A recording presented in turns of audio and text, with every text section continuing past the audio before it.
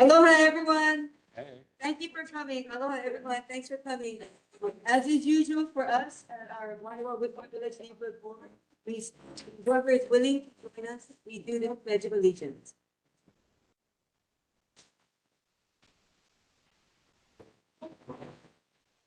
Pledge of Allegiance to the United States and to the Republic for which it stands, one nation, under God, indivisible, with liberty and justice for all.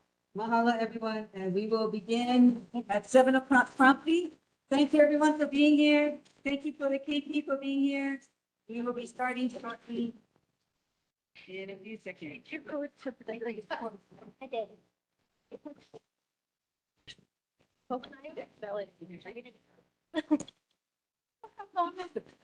What is it? Thank you for your thing.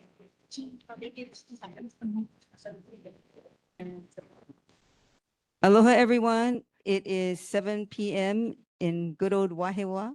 Thank you, everyone, for being here. The Wahiawā Whitmore Village Neighborhood Board number 26 is called to order. At this time, our first responder reports are coming up. Can we have our fire department?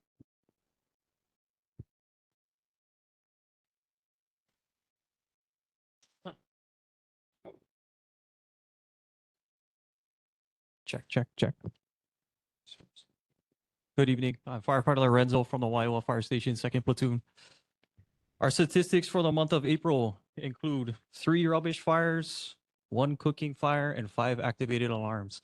On the emergency medical side, we had 87 medicals, 1 motor vehicle collision, and 2 hazardous materials incidents. This month's fire safety tip includes wildfire prevention and preparedness. Hawaii is entering a period of increased wildfire risk. With drier conditions, taller grass, and shifting winds, 1 spark is all it takes. Most wildfires are human-caused and preventable. These are some actions that you guys can take today to prevent that. Clear dry brush and vegetation around your home. Never park on grass or dry grass because your hot exhaust can ignite it. Avoid activities that create sparks or heat during dry, hot, windy weather. Stay aware of weather and fire conditions. And you guys can visit honolulu.gov or fire.honolulu.gov for further information. Any questions? Hey, questions from the board? Yes, go ahead, TJ. Hi, aloha. Mahalo for all your services out there. Can you tell us what the 2 hazardous materials calls were about? I can't give you any info off the top of my head, but recently it's more along the lines of either LPG leak or methane leak. That has been more common. I'm sorry, you said methane and what was the other one? Or liquid propane gas, LPG. So is that at a business or at a residential? I did not respond to any of those, unfortunately, so I wouldn't be able to have details on that. But more common hazardous materials incidents recently have been of those type. Yeah. And they've become more common? No, just along a hazardous material side. I see. It's just LPG and methane. Kind of like the barbecue tanks. Yeah, those kind of leaks. Yeah. Okay, mahalo. No worries. Any other questions from our board members? Questions from the public? Any questions? Students, this is your opportunity to talk to HFD, our great fire department. Any questions? How to become a fireman, maybe? None? Okay, moving virtually. Any questions for our fire department? None? Okay. Well, before you go, does our fire department have any words for wisdom for our new graduating class of 2026? Congratulations. Keep your heads up. You guys have the world ahead of you guys. Wow, that's a good one.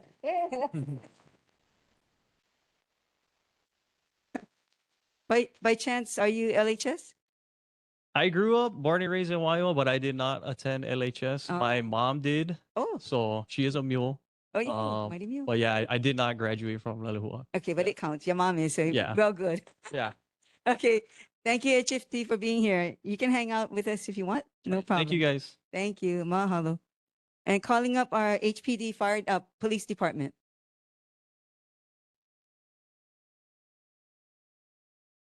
Good evening, Lieutenant Romel Baisa with the Honolulu Police Department, Wahiawā Police Station. Reporting for statistics from April 16 to May 16, 2026 for your area of Wahiawā. We had 4 assault cases. We had 8 burglary cases. That's a jump from last month. We've made 2 arrests in the last month. We believe we know who's responsible for most of that, the 8 burglaries. We had about 42 motor vehicle collisions. 6 of them are considered major. That's where vehicles are towed. 0 robberies, always a good thing. 2 car break-ins, and about 1,160 calls for service for the Wahiawā area. Safety tips for this month: we have May is Click It or Ticket month, and also Bicycle Safety month. So for bicycle safety tips, wear your properly fitted helmet, obey traffic signs, be visible, stay alert. And then for motorists, pass bicyclists with care, look for cyclists when before opening your door, and respect the bike lanes. Click It or Ticket, I have some good statistics from the National Highway Traffic Safety Administration. The University of Hawaii conducted a survey back in 2025 summer. So every summer, just about, they do a study. And I'm happy to report that Wahiawā, out of the 3,275 drivers that were observed, 3,155 of them were wearing seatbelts, 96.34%. So it's always a good thing. But the other 120 people still gotta educate, yeah? But total for Oahu, 93.65% of drivers are observed to be wearing their seatbelts. So continue to wear your seatbelts and saves lives. Thank you. Thank you, Lieutenant. And questions from the board, I have Joe first, and then Sylvia, and then TJ. Thank you, Lieutenant. There seems to be an uptick in the loud music in cars. Are you guys doing anything about it other than just stopping them if you see them? If we see them, correct. Yeah. A lot of violations, police officers have to view. So you can report it, call 911, of course, if you observe it or you hear it. But yeah, a lot of times the officers have to, if it's a violation, officers have to view it. Quick question. Thank you for your service, officer. Thank you. 2 things. A lot of the music of those loud cars come from 2 cars. Okay, there's just 2 cars, and it seems like he just patrols the city of Wahiawā up and down the heights, up and down the heights, and so it seems like a lot of cars doing it, but it's really actually 2 cars doing it. A question I have: has the police department given any citations for electric bikes? Yes. I don't have the statistics for you, but yes, that's part of our we do a project. A couple times a week, we have officers designated to just enforcing e-bikes and other traffic violations. Yeah. And are e-bikes allowed on school campuses now? As far as I know, DOE actually banned them. So yeah, that's a DOE question. But as far as I know, no, they're not. Thank you. Thank you.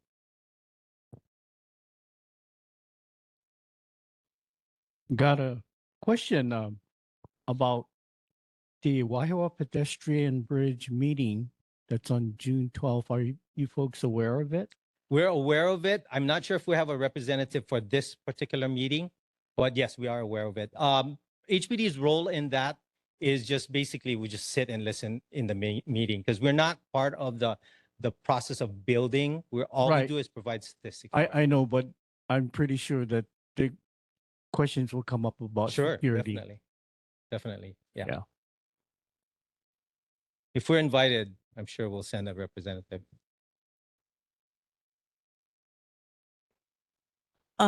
Thank you, officer. And thank you for all the work that you guys do. There has been a downtick in the music with the vehicles. Unfortunately, I saw a black Honda Accord just today at about 11:15 going up Kilani, blasting his radio. So Thanks for trying to stay on top of that. But my question was, I noticed recently that there have been a lot more graffiti on our buildings. Have you folks? I mean, I know just like the speeding cars and everything else, you guys have to see it when it's happening. Anything you can share with us about that? Thank you. Graffiti is a crime. So unlike a violation, violation officers have to observe. Graffiti can be reported. So somebody else can be a witness to a graffiti and then they can call it in. As long as they can positively identify the person that's doing it, we can make an arrest on that. As far as the numbers for it, I don't have the numbers for you. We have our misdemeanor follow-up detail that compiles all that information. I haven't heard much about graffiti uptick from our meetings, but I'll check on it. Thank you. Hi, good evening, officer. Good evening. I have a question. For minor things, it's always non-emergencies, but in the last month, I've called the dispatch for police just to report something, Manini, but I've been on hold for a really long time. What is the typical hold time? I can't say because every day is different. There are some days that are busier than others. Usually weekends more busy. But I'm sorry for the hold. I hate to say it's because of staffing, but a lot of times there's not enough people that are manning the stations. I understand. I have a But friend yeah, actually we applying. get to them as soon as we can. Applying for dispatch. So I know that there's a call for dispatchers out there.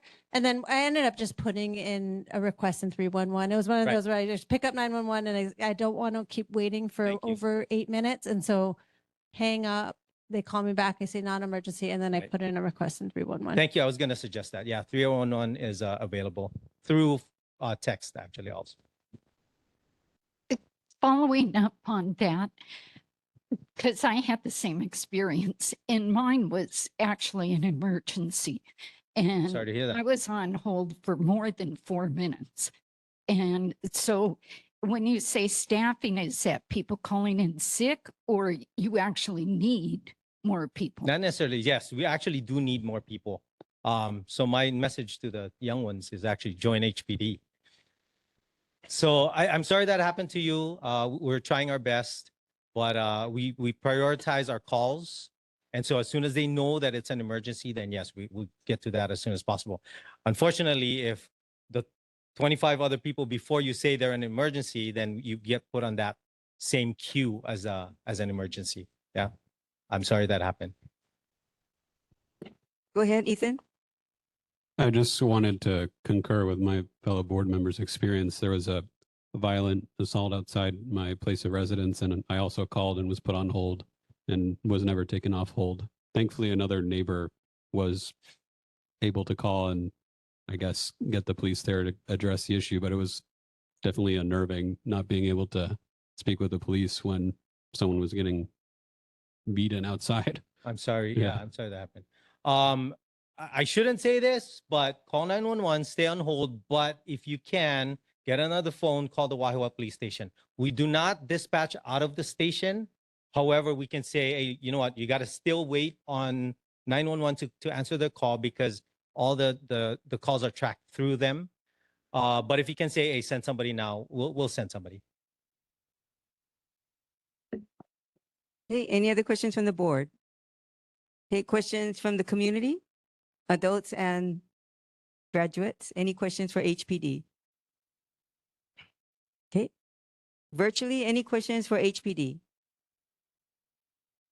Okay, hearing none, I do have two questions. First of all, nice to see you again, Good Lieutenant. to see you. Thank you. Oh, I'm sorry, did someone have one? Oh, okay, go ahead. Come to the mic. You have to come to the microphone. Come. No, gotta come. Yeah, Oh, they gotta hear it. come. It's all good. Come. Oh, there. Can't hear it on the recording. Just pull it down. There you go. Got it. Aloha, Officer Baisa. Hi, thank you. Aloha. Or speak louder into the mic. Okay. Aloha, Officer Baisa. Aloha. And mahalo for you guys' service. Yeah, you're welcome. Thank you. Thank you. However, I'd like to know where the 4 assaults have been taking place. Where? Oh, Yes. I don't have that information for you. However, I can tell you that at least one of them, we made an arrest. So the 4 that I talked about, those are considered felony aggravated assaults. So those are not your typical neighbor No, fighting and yeah. punch here. It's dangerous. These are like major Yes. somebody laceration and stab, you know. I can't tell you exactly where they're at. But it's Maybe a just not- general area like Wahiawā, it's- Lower no, Wahiawā. these are all Wahiawā statistics. All Wahiawā, Yes, nothing in yeah. Whitmore. Whitmore is part of our area, Wahiawā area. Yeah. So I guess I'm trying to be more Exactly where you mean? specific Yeah, I don't to have the that area. information You don't have that? for the assaults. Yeah, I'm sorry. Okay. You want me to get back to you? I can get you the think- information. I'll yeah. look it up. I would like to Yeah, appreciate sure. it. Sure. I'd also like Yeah. to get some information regarding the use of golf carts, Okay. specifically out in Whitmore Village. Okay. We have young ones, Uh-huh. 5, 6-year-olds driving these things, Wow. and okay. they are very hazardous. They're Definitely. all over the streets in Whitmore. I've seen officers bypass them, unfortunately. Yeah. So it's just an accident really waiting to happen. They need to do more, not just surveillance, but they need to stop these kids Sure. and communicate with them and Right. find out who their parents are. Yes, definitely. Yeah, I'm sorry that you observed that. I'm not sure. I can't say where the officers are going at the time they pass by. They could be responding to something Right. else. But yes, that's something definitely they should address. Mahalo. Oh, Before let- you I'll leave, let them- can we get your name before you leave? Kule Augustine. Kule Augustine. Thank you. Mahalo. Yeah, Kulik, come see me after because I gotta leave after this, but I'll get your information in. Okay.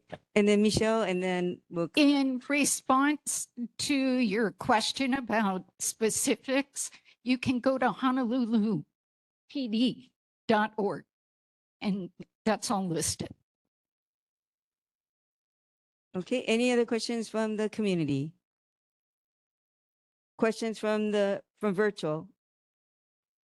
Okay, my turn. Lieutenant, again, nice to see you. I have two questions that similar to some things that have been mentioned is the one is received two emails of concern of the homeless who are still by the fencing just beyond Sunnyside. Okay. The gentleman has been there for quite a while. And there are the younger kids who are cheerleaders are in that same area.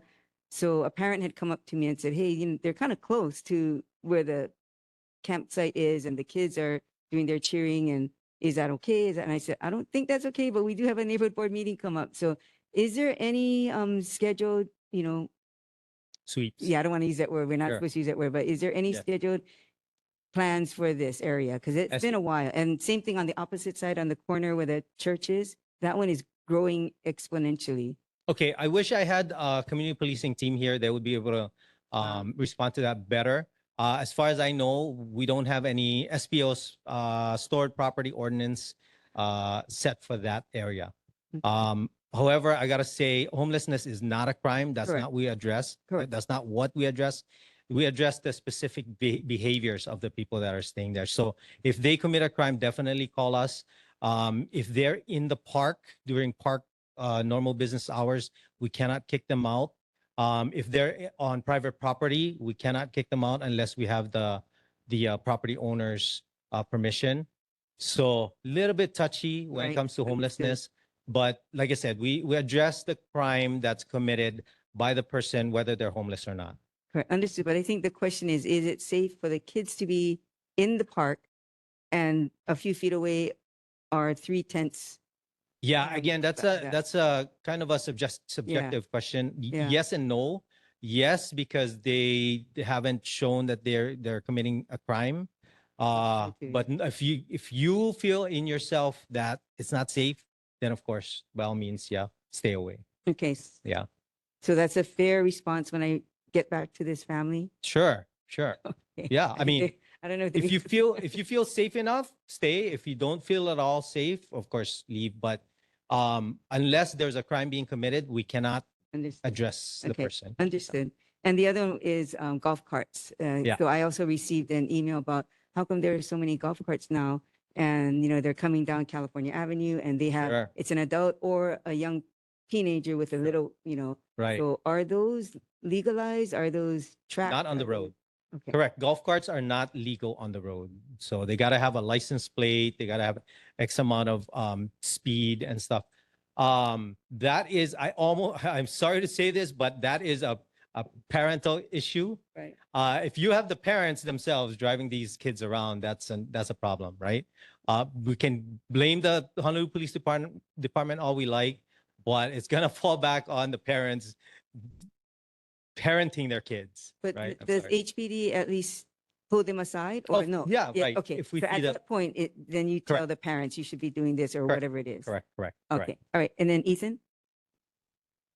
Is there an exception regarding golf carts made for Leilehua? Because I know I've seen in the area where I live, the sports teams golf carts going in between Leilehua and Wahiawā Middle through the burbs of the suburbs. I don't know if that's So permissible or not. right. So enforcement of the law a lot of times is a discretion of the officer. For example, I'm going to a hot call, somebody is defib or whatnot. I pass by a golf cart. I'm not even going to stop for that golf cart being on the road. I'm going to go to the person who's dying. Yeah. So it depends on what the officer is doing, slow night or what have you. They may or may not address it, but golf carts, make no mistake, are illegal on the road. And that's the bottom line. If they happen to address it, and you know what sucks is that, oh, why are you targeting me? Because I'm driving a golf. What about them? What about them? You know, so we get into that. Oh, what about him and what about her? And again, the officers sometimes can use their discretion. Sometimes a little education goes more than a citation. Yeah. Okay. Couple more. Michelle, and then I have one online. So go ahead, Michelle. Following up on Chair Jeannie's question, Uh-huh. where those people are camped, it's right against the fence. Mhm. So is that considered part of the park? It's between the fence and the sidewalk. Yeah. So normally there's an X amount of feet from the fence that's still part of the park. Okay, so where- at night, can't you tell them to leave? Sure. Because- Sure. Yeah. So could you put that on your list? Definitely. So Thank you. Sergeant Lucius Crab actually over here, he's in charge of the Wahiawā station. He's also a Wahiawā resident. So he's got more, more clout in the game. But yeah, he will address that, and the officers will address that for us. Thank you. Okay. And we have one. Makanani, you're online. Hi, aloha. I'm Makanani from KWO, Ke Aloha West Oahu. Aloha. I can give you my information if you folks have anybody who is in the area that is houseless, and if there's a need. But I can tell you that we actually canvass Wahiawā and Mililani area on Tuesdays, so we'll be out there tomorrow. We're actually hitting up Karsten because there's been posts put up from Dole. So we're going to be at Karsten.Bridge, but if there's any concern, we can go and canvass that area. But just so you know, a lot of them are service resistant. And again, too, if they're on private property, it's usually the person who owns that property should be the one to report it. And I know a lot of times there's vacant property, vacant land, and they're not aware of what's going on their property. But if you want to take down my information, I can give it to you now, or I'll just put it in the text, and then you guys can just let me know if there's any concern in the area, and we can check it out on Tuesdays. Can we have it, Makanani, in case there are people who are too shy to say? Yes, my phone number is 808-745-7880. Okay, just Thank to you. repeat for everyone, it's 808-745-7880. Thank you, That's Makanani. correct. You're welcome. Thank you. Appreciate that. Okay, any other questions, virtual, in-house? We're good? Okay. Thank you, everyone. Thank you for the questions. Mahalo, Thank you. HPD. Aloha. Take care, everyone. Very good. Thank you. Okay. Wait, I'm gonna wait. All right, about that, I don't want to do this. Principal Nakamaga Yeah. is- Yeah. So is he aware that the staff is using the golf course on local drive? Oh. Should we ask this? I don't know if we should ask this. Okay, the question for everyone, I will, Okay. let me just say this Yes. for everyone. So the question is, is it okay if we ask principal, do you folks use your golf carts in the good or wrong way? Okay, so we did have some staff members using the golf carts on the back roads going to the middle school. We have stopped that. So if it is happening, please just call the school. Let me know because I put a stop to that. We do have 2 golf carts that are street legal. We just haven't gotten the e-plates yet. So if you see those have the speed and the requirements officer shared. Just we didn't get the license plates yet. So they should not be on the streets either. Oh, very good. Any other questions for our principal? Nope. Oh, you got one. One more. Okay, June, go ahead. I just want to address the loud radios or whatever. It seemed to be more prevalent when I hate to say this, but when the mules are playing baseball at the middle school, because I think Joe was hearing some either players or parents or fans that were playing As pretty they're loud music driving because I could hear them. I live right next to the middle school. Okay. That's like I know that they're going back there. It may have stopped now, being that season is over, but something to look for next year. We can make a note of that and let our athletic director know. Thank you, June. Okay, thank you very much. Okay, and we're going to move on to item 3. Thank you. Can we give a round of applause to principal? Okay, and honestly, did you guys kind of have a kick out of that to have your principal be questioned about your school, our school, Lelehoa? Okay, we're on item 3 on the agenda. So here we go. It's the Lelehoa High School Valedictorians and Mighty Meal Award. Can we have everyone stand up and go in line in the front? And principal, if you want to say a few words first. And Erin, can you go up there as well? And who else is up there?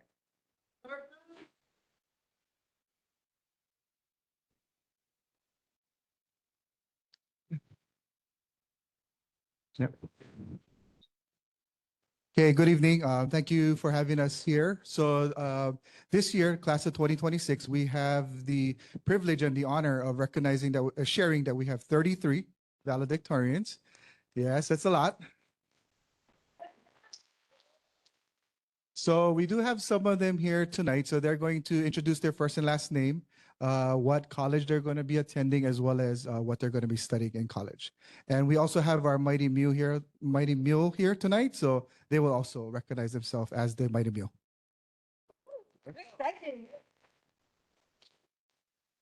Hi, I'm Gabriel Javier, and I'm the Mighty Mule for the 2025 and 2026 season.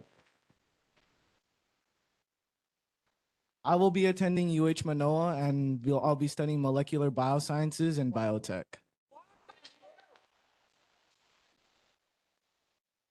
Oh, hold on. Wait.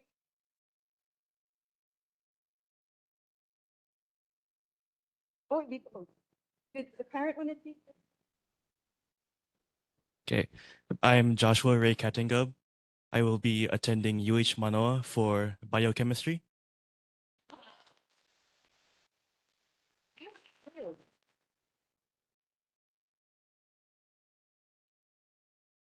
Hello, my name is Davin James or Nalu Iman.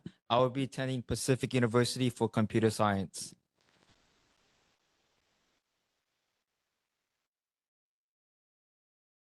Hi, my name is Isabella Flores, and I'm going to UH Manoa to study business.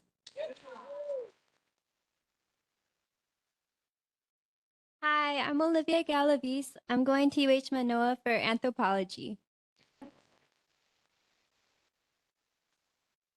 Hi, I'm Lindsay Ramel. I'm going to go to the University of Hawaii at Manoa, and I'm going to do nursing.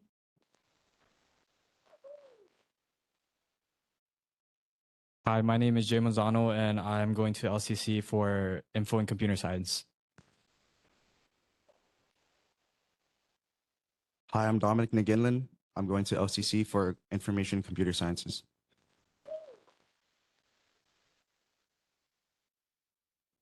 Hello, I'm Hayden Edgman, and I'm going to Oklahoma State University to study aerospace engineering.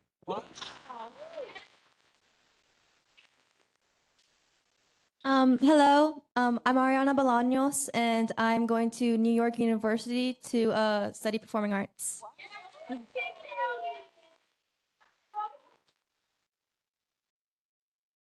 Hi, my name is Brown Robinson, and I'm going to Dartmouth College to study creative writing and government.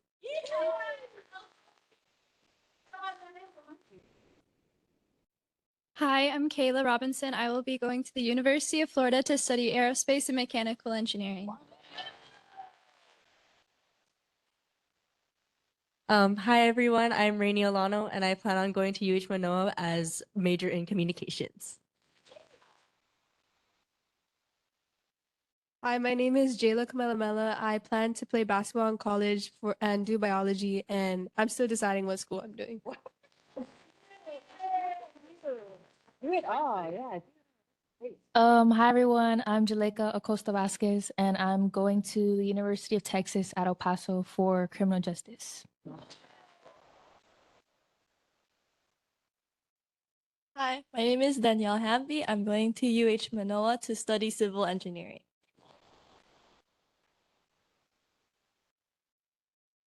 I'm Genoa Tagawin, and I will be attending UH Manoa for environmental design. Hi, my name is Rana Bernal, and I'll be attending UH Manoa studying visual arts. Hi, my name is Jalen Della, and I'm going to be attending UH Manoa to study animal sciences.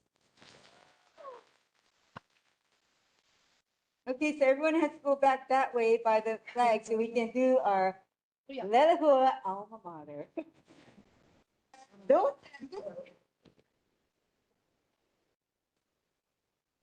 You know, we're doing it to you. That's why. Okay. Woohoo. Get them on. Okay, before we Sylvia and Aaron and Mike, before we do our song, do you guys have any questions for our 2026 amazing students from Lelua? Anybody have a question for them? You don't want to ask them a question? Nobody? Oh, you want to ask them a question? Actually, I don't want to ask you a question. I am not a mule. I am a bulldog from down the road. But I would like for each and every one of you, no matter what college you go to, where your post-high school studies take you, remember, share aloha. It's free and it's plentiful. And share the heart that you have here coming from the 96786. Congratulations to you all.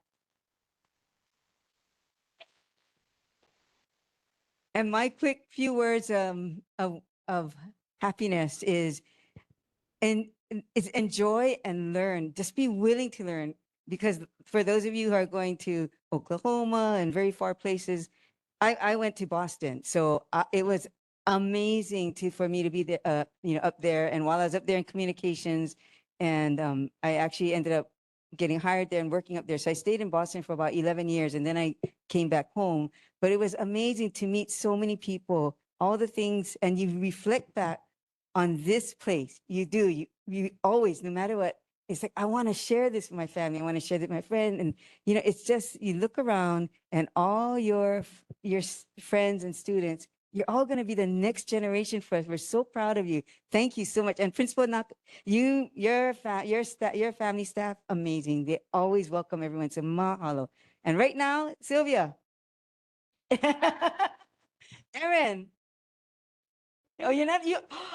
You're not a mule. Not mule. Oh my God, Sylvia. Okay, we we will sing. I will sing with you, Sylvia. Ready? And virtually, you guys can join us. Sylvia, you with me? Okay, here we go. Oh, you. Not loud, but put it up. Go to the mic. Okay.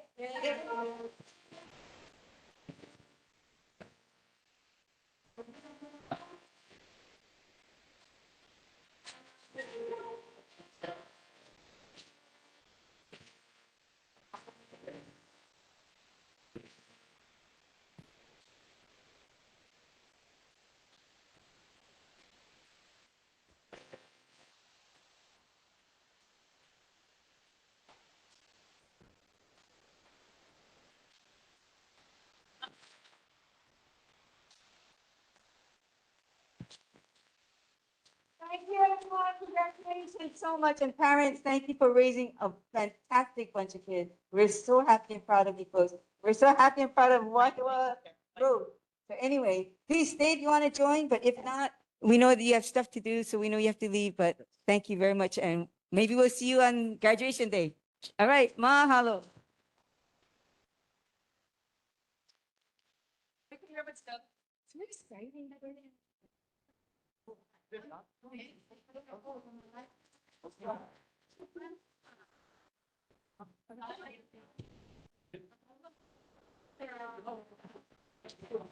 Yeah.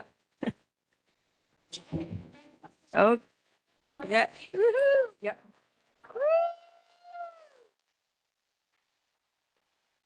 Oh, we gotta go. All right, here we go. So if anybody wants to switch seats now, this is your opportunity if you want a better seat. Okay, are we everybody back? Are we back in our mind now?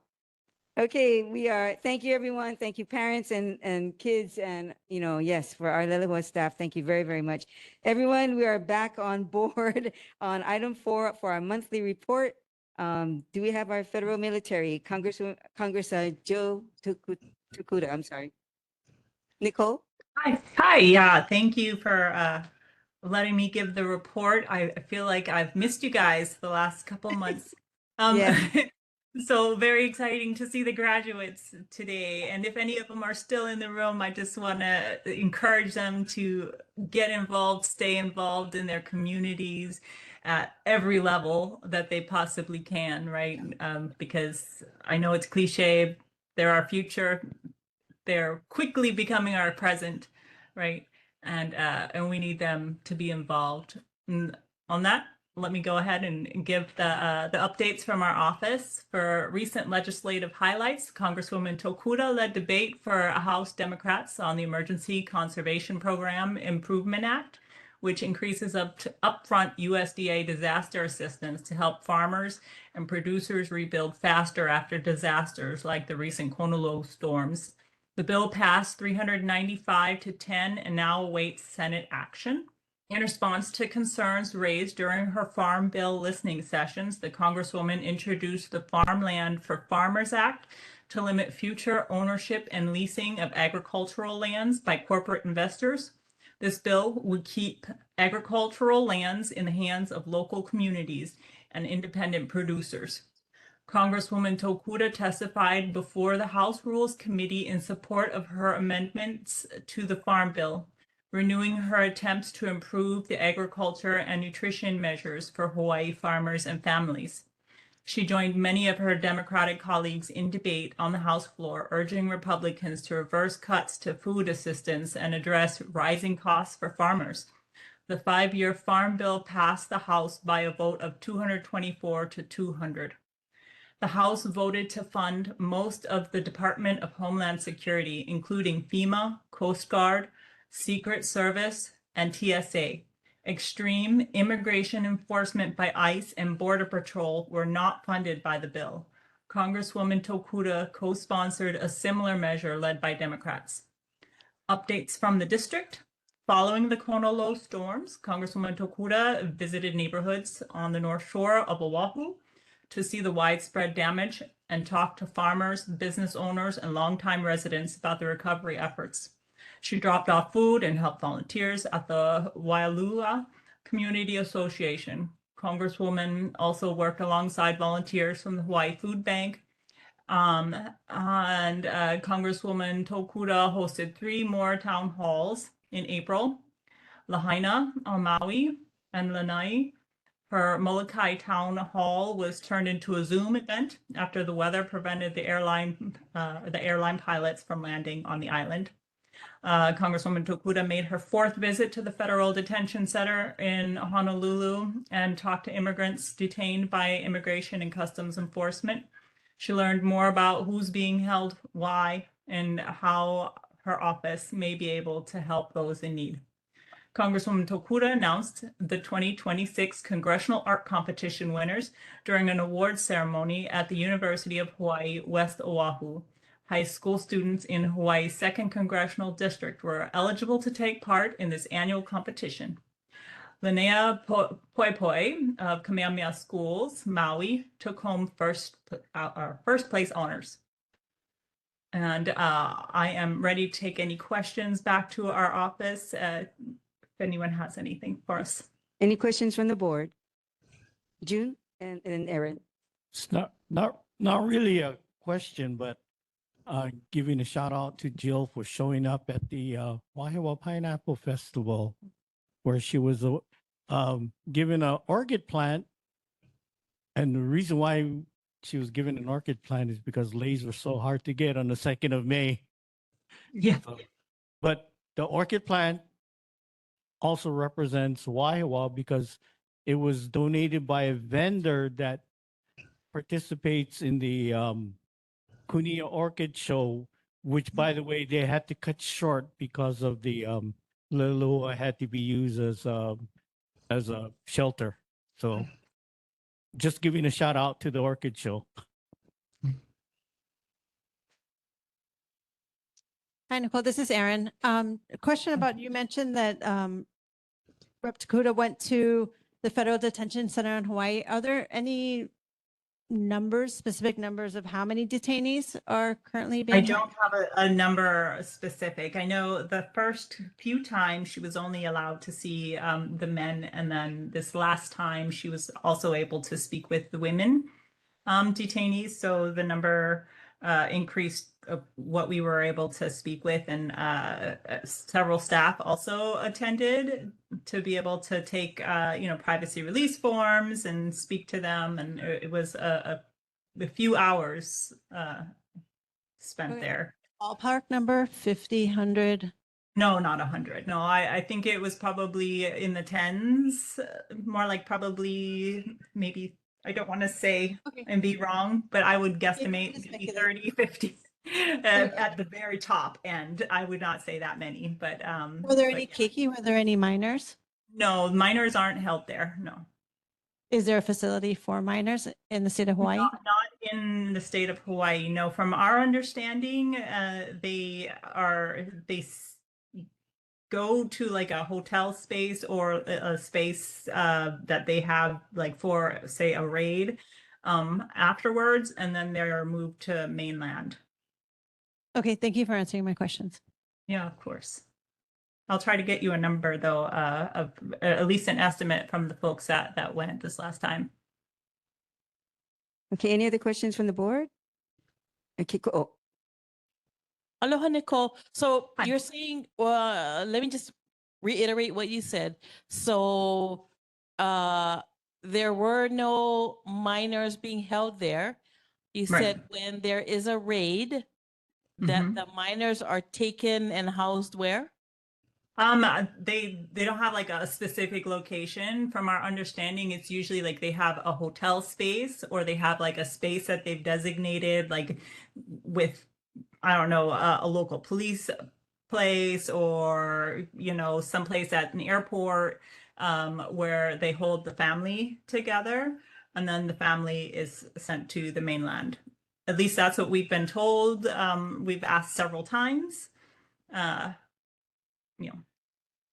So is it safe to say that anyone that is being held at the Federal Detention Center does not have or were not with family members when they were raided? Not with Keiki, right? They're all adults.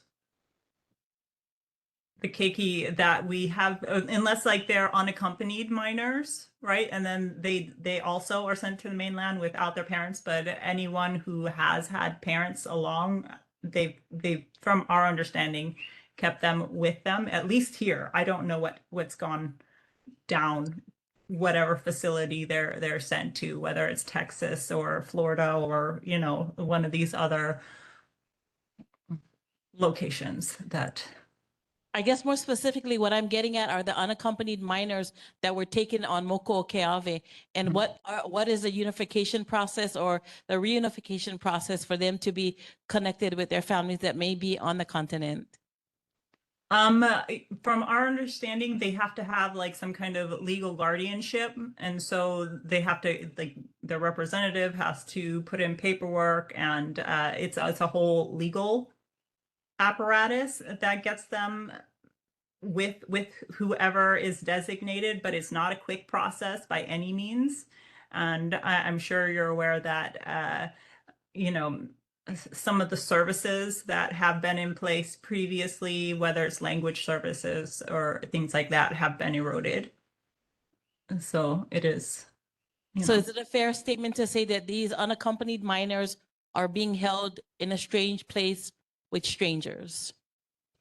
Until, of course, and I know what the legal process is like to obtain guardianship, even if it's temporary guardianship. But again, these minors are unaccompanied minors are being held in a strange place with strangers, not even here in Hawaii, but on the continent, away from what is familiar to them.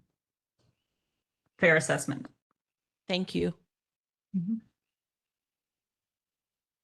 I think we need to be careful exactly the information that is being given. We don't really have exact numbers. We're making assessments and assumptions, which we can do, and all of us have our own mindset. Yeah, that's okay. I'd like to ask though, what are the exact violations that are being cited for these people that are being held in those centers?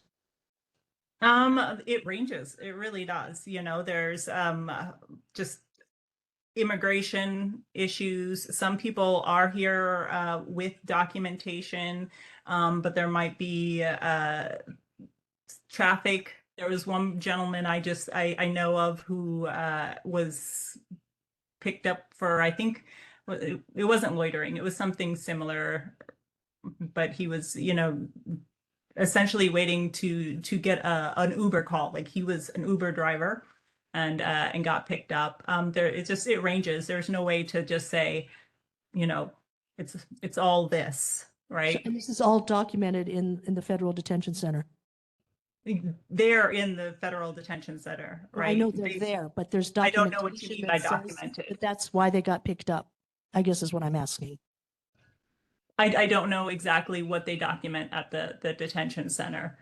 Just, you know, when Representative Takuda goes or staff goes and they relay what's going on with their case, or their lawyers relay what's going on with their case, that's actually better, right? Because the lawyers have a little bit better insight about what exactly, at least the ones who do have lawyers, right? And then obviously there's a language barrier for some, you know, to be able to tell their stories. Okay, any other questions from the board? Okay, questions from the community? Questions virtually? None, right? Okay, I think we're good. Thank you very much for tonight's report. And I think we're probably going to be talking about this for a little bit. So we might be digging in at our next meeting. So be prepared. Thank you. All right, thanks. Okay, moving on to our Lieutenant Lexi Fox. No, Hi. she's virtual today. Yes, I'm Okay. virtual today. Go ahead. On East Range, Ranger and Jungle Tactics Small Arms Blank Fire will continue until Thursday of this week, the 21st, and then we'll resume for 2 days next week, the 26th and 27th.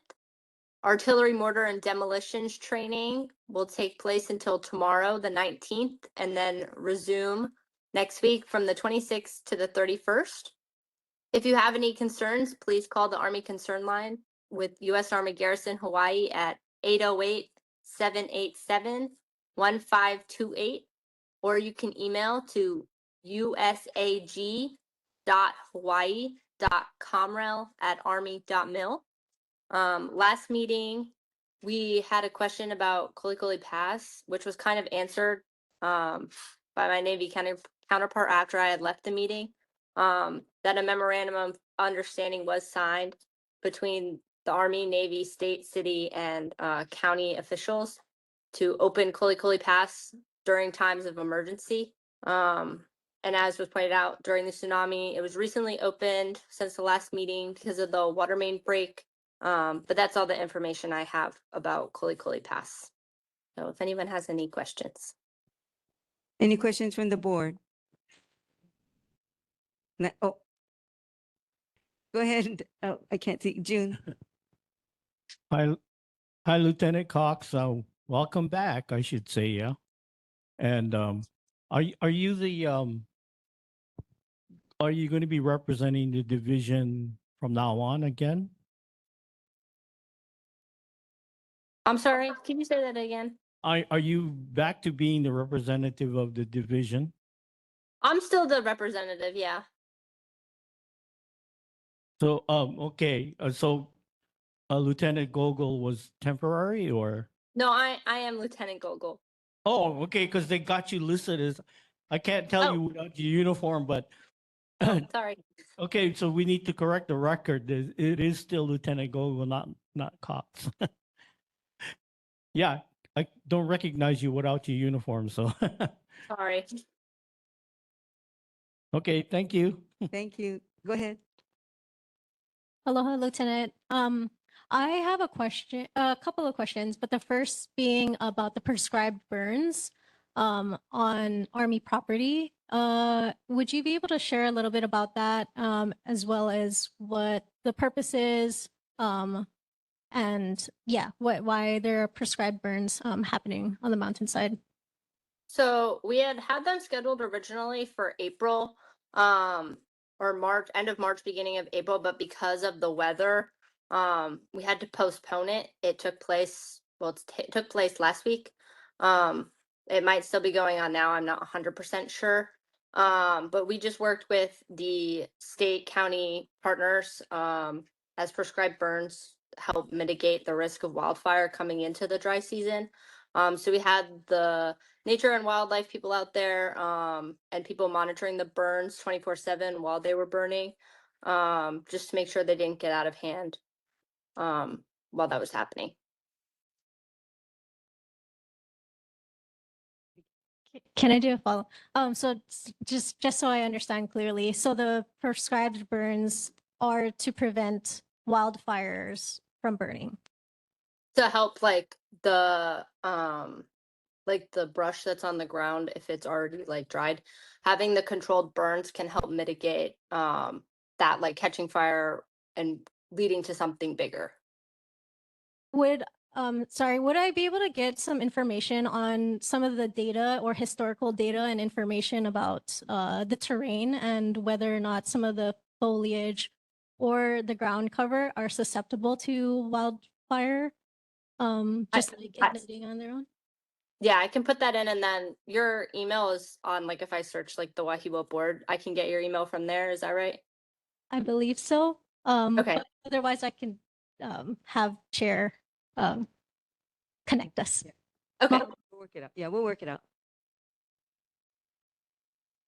Any other questions from the board? Questions from the community? Hey. Aloha, Nani Brown.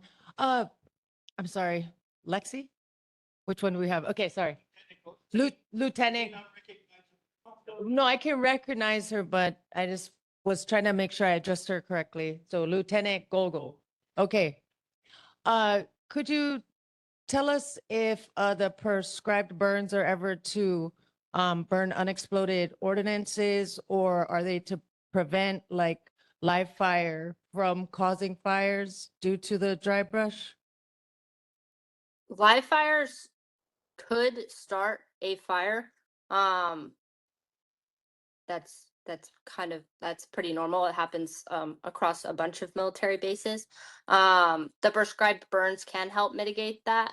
It would never be like unexploded ordnance. If there was unexploded ordnance out there and we started a fire, that it would be like an EOD team that would go in and clear that out. It wouldn't be that kind of thing.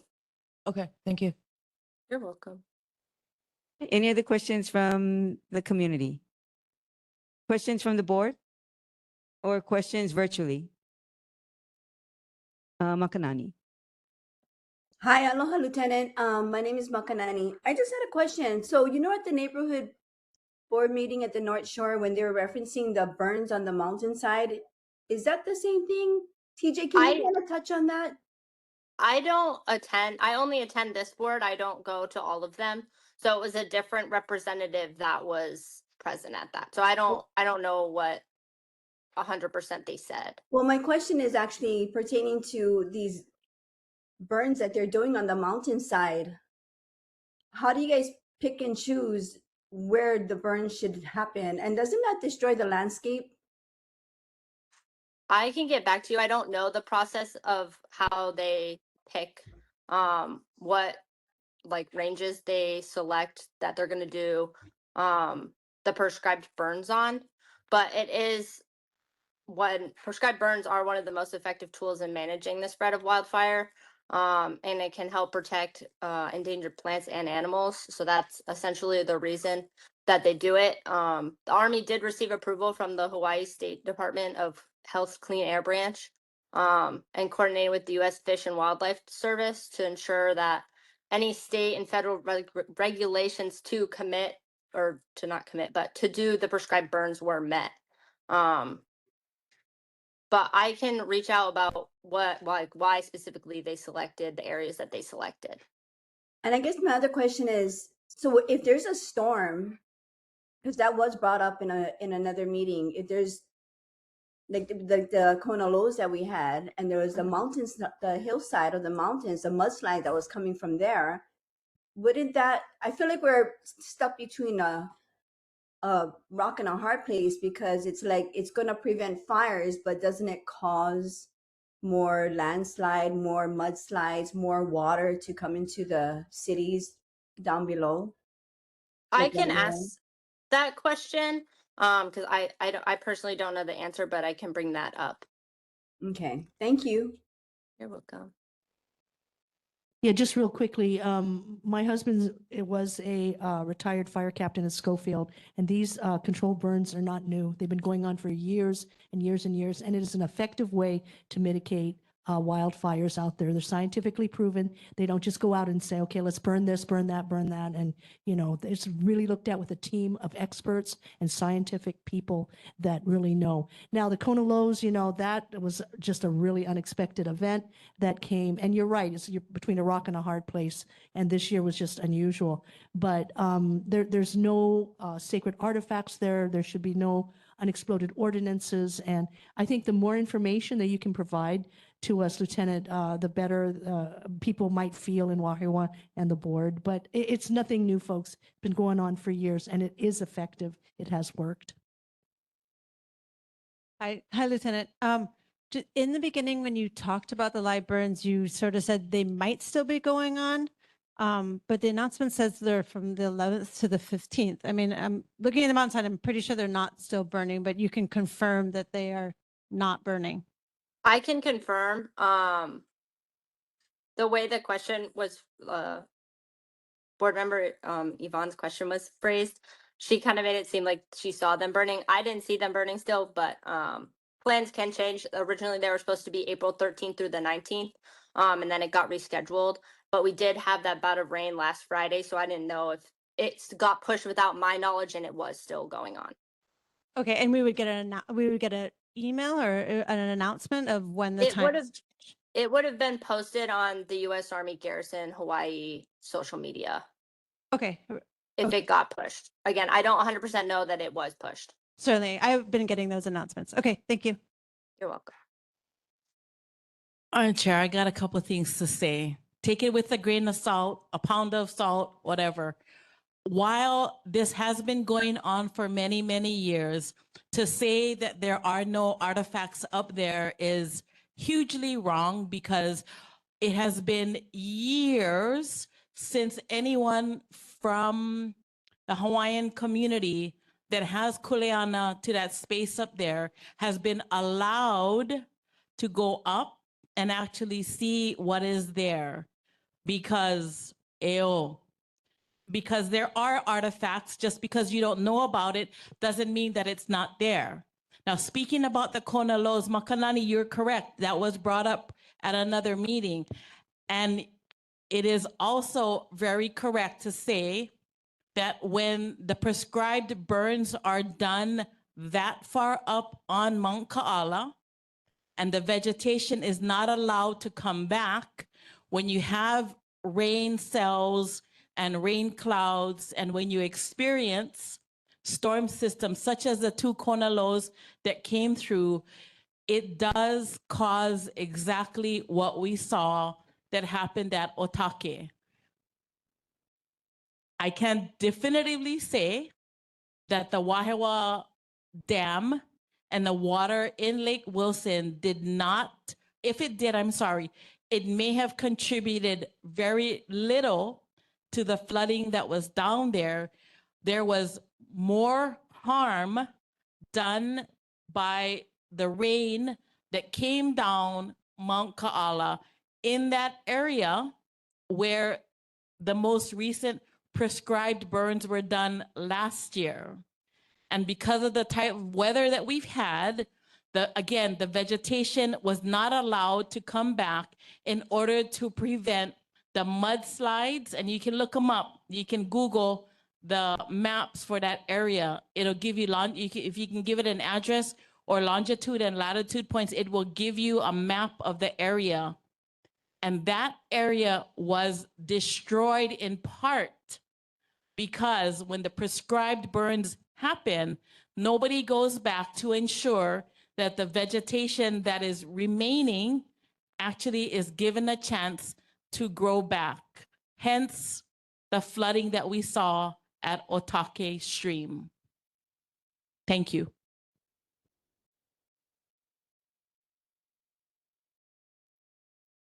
Anybody else? Okay, go ahead. And then I have one on top. Yeah. Okay, go ahead. Sorry, and to add, I was speaking with Kupuna Council. I'm sorry. Oh, yeah. I mean, stop. I'm sorry. Stop. Yeah.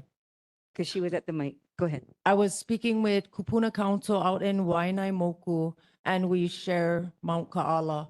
And it was shared with me that Kalani from Royal Order has not been allowed into the area, and he is in the Royal Order. So there's absolutely no reason why he wouldn't be allowed, but he hasn't been allowed up there for a very long time. And that he also did mention that even when they go up through like a very narrow gate and, you know, whatever, that they were still finding ordinances, often unexploded. Thank you for that, everyone.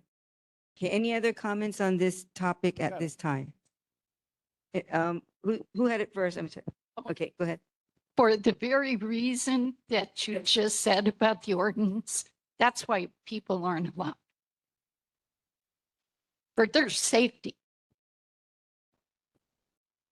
Right, but according to the Army, Wait, you gotta- No, that's not. Wait, okay, That's why they don't let you up there. wait, both of you, okay, stop. Wait, hold on. Michelle, can you repeat your response because we didn't hear it? And then can you come up and so we can get everybody in order? So I'm sorry, Michelle, we couldn't hear what you said. Sure. For people's safety, because of unexploded things, that's why they don't, or at least one of the reasons why they don't allow people up there. And you had a comment, you responded, right? I mean, that's what she said. Right, but what she just was saying was that there was no unexploded ordinances. Wait, that's what she said. And also, No, that is. well, either way, Hawaiian cultural practitioners have a right to their sacred spaces. Okay, and then we had one online, right? Makanani. Hold on. Yeah. Aloha Noilani Di Vincent. I want to address the fact that what TJ said is correct, what Nani said is correct. Hawaiians have not been allowed access to the site. We are the protectors of Kukani Loko. Lihue, the face of Kaala, is part of Kukani Loko. And the burning that is happening, that is all on Wahine Hapai. And you know what? Anybody can look at the mountain and you can see all the damage because all the places that they burn is all mud. So when you look at the mountain, when you go drive down to the North Shore, you can look and you can see exactly where the burning is happening. To see Wahine Hapai on fire just destroys me. To not be allowed access to the sites, that's something that we will continue to press for. So there is no cultural consulting done. We continue to seek. The military needs to put in place a cultural liaison to allow Kanaka access, period. I don't know where the funding gonna come from, but that is something that needs to happen. We used to have it in place about 20 years ago, and it has not happened since. We will not back down until we are allowed the proper access. And I do want to ask is Lieutenant, I do want to ask, I know that you guys announce when you guys have prescribed burns. Do you announce when the controlled prescribed burns become uncontrolled? Because I'd like to know that, because I get the email saying, this is going to be a prescribed burn. But there are times when nature happens, the winds take over, whatever. Are the community being let known when a controlled prescribed burn turns to an uncontrolled prescribed burn? Because I feel like there's no transparency when that happens. That needs to happen. That is how you gain trust of the community, by being transparent 100%. Mahalo. Thank you. Thank you, Noelani. Okay, we have Robin online who's been waiting. So Robin? Aloha, LC. Hey, so I hear a lot of talk about unexploded ordnance up on the face of the mountain, and I know the mountains are used as the backdrop of the firing ranges. So always know like what's behind your target, right? And I know the Army Corps of Engineers more than likely has a pretty solid map of where UXO might be expected, because I would like to think the engineers know their stuff. I also know that the military police has a canine detachment full of maligators who have a really high up tempo, but I was wondering when we could get the MP detachment and to work with the EOD to sweep through that area to clear some of that unexploded ordnance, because I know we have the resources, but not like necessarily the time. And I was wondering who we could talk to get that scheduled. Thank you. I can send that back with my report. Yeah. To clarify, I didn't say that there was no unexploded ordnance up there, just in the exact area that they were doing the prescribed burns. That's obviously swept beforehand, so there are no explosions or those kind of surprises. But you're right. Thank you, Robin, and thank you, Lieutenant, for taking that back as part of our moving forward to get more information. Mahalo on that. Okay, I think we're all caught up on. Okay, we're all caught up on all of our. Oh, I'm sorry. Go ahead, June. I have been asked by Tom Lenchenko to represent the neighborhood board on some burial sites that are in the West Range, which is the live fire area. So there are negotiations as to getting on there and seeing that the burial sites are not being desecrated or whatever. I can tell you as a fact that when the Army did the South Range designation, or they set up another firing range on the south side of actually towards the southeast of Kole Pass. They send in a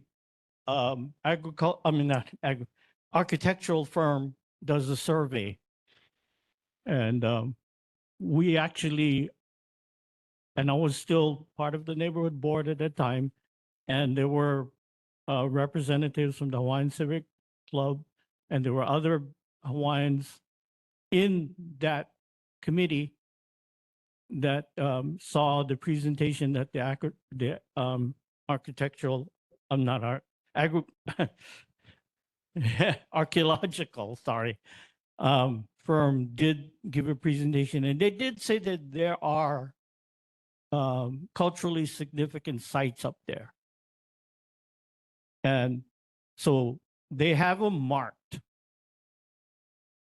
And after they're marked, the site gets restricted, but periodically they're supposed to. Now I don't know because I've been off of that committee for years, but they were supposed to allow certain groups to go into the site for cultural practitioners or whatever, but that was accounted for.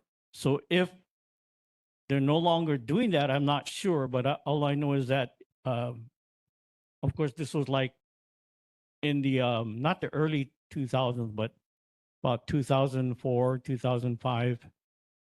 And so they do go through that. And like I said, I was a member of the neighborhood board, representing the neighborhood board at that time. And they do, and they're also doing it now as the group that I was asked to join. So I don't know if any of you want to contact Tom Lenchenko if you're interested in being part of that group. And he does work with the military. He worked with the military on that, the Stryker Brigade project, and he also worked with the military on the road, Saipan Road, because there were some sites that were identified by a lot of old timers. Actually, I don't know where they are, to tell you the truth. And basically, the old timers, they don't want to say where the sites are. They don't want to let it become public. So they'll reveal it to the military because that way they can make sure that nobody does firing into that particular area and that access is controlled. So to make statements like that, that they're totally ignoring it is not really true. Okay, so work with with these groups. Like I said, I was invited to represent the board. And in fact, it's a topic to be discussed in the future. Actually, shortly, hopefully. Okay, so that's it. June, I might come back to you later, but we need to really move along, everyone, because we are at 8 o'clock already, and we have a couple of. I know, but I need, before the end of the meeting, we need to do a clarification on something. Okay, I'm moving on at this point. Thank you very much. I do want to say one thing to Lieutenant. If you have a moment next week or whatever, can you follow up for us whether there's going to be a LHS student, a Level High School student who may have been selected for the military? Because usually there is one. And today, at tonight's presentation, we didn't see a student. So if you can just follow up and let us know, because we still would like to acknowledge him, for his good work, his or her good work. I can do that. Moving on. I do have a question. Will the lieutenant answer my question about the uncontrolled burn? If we get known, like that was a direct question. Right. So Lieutenant, huh? Right. If Right. it becomes an uncontrolled controlled burn, so if that makes sense. right. So basically, like any other fire that would have happened out here in the park, if it gets out of control, the Right, sirens because go off. that does happen. Correct. And so Okay. is there, like how we're normally let known via email on Garrison, does an email come out saying this is now an uncontrolled control burn? Correct. Like even if you have your phone and it comes out that there's Yeah, because okay. I've never gotten a text or message, whatever like that. So that's a legitimate question. Yes, it is. Yeah. You're So saying Lieutenant, just prescribe if it got out of control? Yes, if it was a scheduled prescribed burn and wind shift and it becomes an not controlled prescribed burn. I don't even know how to like word it, but do you guys let the public know at the time that it happens? I don't 100% know. I tell you that Army wildland firefighters were on the site to monitor the area. Also, CAB has the Bambi support, the helicopters that take up the water bucket. that are on standby. So if it were to seem like it was going to get out of control, hopefully they would be able to get it back in control and it wouldn't get out of control. But I can double check that the procedure is in place that Garrison would alert the way that they normally do if a prescribed burn did get out of control. Because a lot of us who are community members have known when it became not through the military, but we can see that it becomes out Okay. of control. So uncontrolled. Lieutenant, let's do this. Lieutenant, tomorrow or the next day, either give me a call or give you a call and we can try to work this, sort this out, whether we can do a sit down and meet with your group or not to see if there's a way we can safely alert our community of fire burns that are running out of control. You know, and that's the question is, in any other situation, if someone was at a park and the fire got out of control, you know, sirens go off, emails or texts go off, you know, so we're looking for that answer. If we can get something like that to assure the community that they will be alerted in a timely fashion that this brush fire or whatnot is out of control or is under control. So can we deal with that either tomorrow or the next day? Because I have a really full agenda right now. Okay, great. Thank you. Thank you. Okay, moving on. Thank you. Okay, moving on. Do we have our Board of Water Supply representative? Oh, Navy. I'm sorry. I apologize. Daniel. Thank you. Yeah, I didn't see him. That's why. Daniel from the Navy. I don't see you. Hello, hello. Okay, we're going to move on to our Board of Water Supply. Anybody here from BWS? Nicole? Nope, I don't see her either. Okay, moving on. Fawn retired, and we don't have a new representative yet. So moving on. Huh? Oh yeah, but he hasn't come. He hasn't come the last 2 months. Last one was break. Oh, that's right. Yeah, yeah. To introduce himself. Yeah. Okay. Okay. We are on item 5, residents' concerns. Any residents' concerns or community announcements limited to 2 minutes, please. Okay, go ahead. I'll be very quick. Aloha, my name's Luca Cunaberti. I'm not a resident of Wahiawā, but I just came. I want to let you guys know 2 things. One, I'm a Hawaii Youth Transportation Council member, although my term is ending in June. We're going to bring in another North Shore resident that will be able to talk with you guys, hopefully at future meetings about what the Hawaii Youth Transportation Council is and that kind of stuff. Because we're under HDOT and we do a lot of work on energy and security. Second thing is I am a co-founder of an organization called Oahu Transit Riders, which is what a transit riders union, which is basically we represent everyday riders that take transit, and we advocate for either better sustainability, connectivity, affordability, that kind of deal with transit. So I'm just going to be here the next couple meetings, just taking notes down on like anything that comes up about transit, and I'll bring it back to the union. And if there's anything that you guys want to communicate either to us that we can, you guys have any residents that have concerns about transit, you can give that to me, and then I can kind of work it through Oahu Transit Riders. And we also have connections in the city and the state that we can work with. So yeah, Okay. thank you very One much. quick question. Yes. So is this in conjunction with the city and county because they pretty much run everything? So This is do you know if a it's part of- separate nonprofit. Okay, separate nonprofit. So how does that work? Real quickly. So we are just a group of riders that are trying to advocate for better transit. So if there is a resident, then we have the connections in government that we can help make it happen. If that helps at all. It helps. It does help. But Okay. I might ask you another question later. Okay. But thank you very much. Thank you. Okay. Anyone else for a few minutes of, yes, come on up.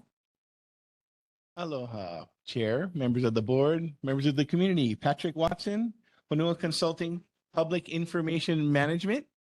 And I'm just here tonight to announce an upcoming community meeting that we're hosting in Whitmore Village. It's the Wahiawā Pedestrian Bridge Project community meeting, and it is going to take place Friday, June 12th from 6 p.m. to roughly 8, maybe longer, at the Whitmore Community Center. As representatives from the State of Hawaii of Transportation and Kiewit Infrastructure will be hosting an informational community meeting to discuss the design and construction of the state project. And thank you for the board members that came out this this morning to kind of take a look around at the site. I appreciate you folks taking the time, and for those who wanted to but couldn't, and then some of the Civic Club members that came out too. Thank you folks for making the time. And so we felt it was important for you members of the community that have really been investing a lot of your time into this this area and wanting to provide you an opportunity to get a sneak peek of the location and come up with some questions regarding what you saw. So I'm not able to answer questions tonight, but I just wanted to invite everybody. There's some handouts here with the information I put on the table. If you need some, come up to me. And yeah, I'm looking forward to having everybody out where we can kind of get into detail about the project and the answers. And for board member Umaki, I was able to retrieve your email, so I have it. So thank you. Yeah. And I did ask the board members and Civic Club members, if you did have questions, to please email me so I can have those in advance to prepare for the folks that are, part of the meeting. So that concludes my presentation, and hopefully we'll see most of you there. Quick question, quick kind. Is Senator Dela Cruz going to be there at the meeting? He has been invited. So to answer your question, I don't know, but yeah, so Representative Peruso and City Council Member Ware and Senator Dela Cruz, they should be aware of the meeting and are invited to attend. Very good. Thank you, Patrick. Okay. Thank you. You're Very welcome. good. Okay, last chance. Any other announcements? Anything else? I don't see anything. Okay, moving. Oh, Makanani, I'm sorry. Me, Apologize. sorry, I forgot. Almost forgot.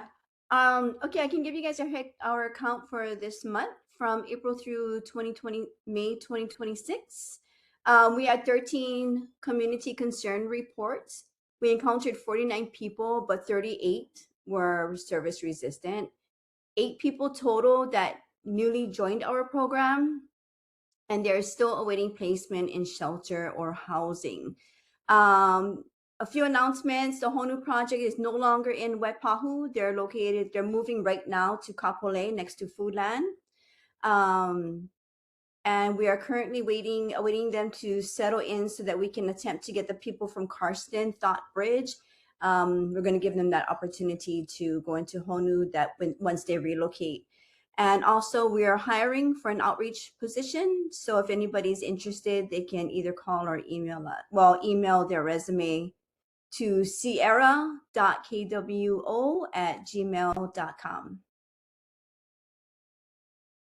Okay, thank you very much. And quick question, any chance or any discussion on whether the Honu will be coming back to Whitmore? Because at one time they did come and it was a pretty good turnout and everything. A lot of people moved on to better situations, but I haven't seen Honu come back to that area.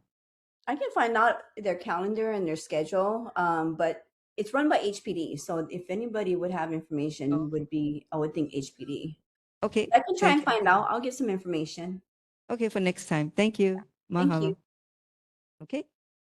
Okay, we are moving on. No other announcements. One last one. Oh, okay. Warren Guadarrama here. I have a concern about the work that was done over between the Japanese church and the state housing. They cut down all the trees there and they're all on a slope there. The people that did the work said that the people paying them only paid for the stuff to get cut down. Could you speak a little bit louder? The people that cut down all the trees across the street here, they when I spoke with them, they had mentioned that they were only paid to cut the trees down, not to clean them up. And they're on a steep slope with the waterway below them. And along with that, the gentleman who's living there has already been hurt a few times climbing on them. The guy that lives on the corner right by the, okay. Oh, I'll try and reach HPD tomorrow. I'll put a call into the lieutenant and see, because I don't know what that situation is. But regardless, the trees, if the water, if rainwater or something could wash them down, or they could go down into the waterway, making it even harder for them to clean it up. I mean, that whole section of trees is just laying down the hill. Yeah, I mean, I saw it being cut. I don't know how far down, but yeah. Okay. All right. Thank you very much. You got the homeowners in the front, and then you got the housing in the back. Okay, I think it's state. Yeah, Still announcement. real quick one. Yeah, real quick. I just wanted to say that I wanted to just clarify what I said. It's not that the military is not giving us any access. We do have access. And actually, we worked on a publication. So there are hundreds of sites that are identified on Schofield. And it's a very long and tedious process to get access, which it should not be, because that is our cultural right to be able to have access. So I wanted to clarify that I work very close with Uncle Tom, and we do a lot of these site visits together, but the military on their part needs to have a cultural liaison created or whatever to make the process more accessible for us as Kanaka. I wanted to just clarify that. Mahalo. Thank you very much. I want to clarify too. I feel like the conversation has shifted and now we're into a different realm here regarding access. And I did not mean it to go into that area. There might be sites, I don't know, but I believe you. There are sites there, but they're not in the burn zone. That's what I'm trying to say. And you know, that was, and there's no live fire up there. There has not been live fire in a very long time. So if there's ordinances up there, it's been from a long, long time ago, and there have been precautions taken within the burn zone. Now, outside the burn zone, maybe, who knows what's there. And I agree with you. You should have access. Cultural practitioners should have access, and you actually should be consulted, you know, so that we can, you know, do this in the right way with respect for everyone. Yeah.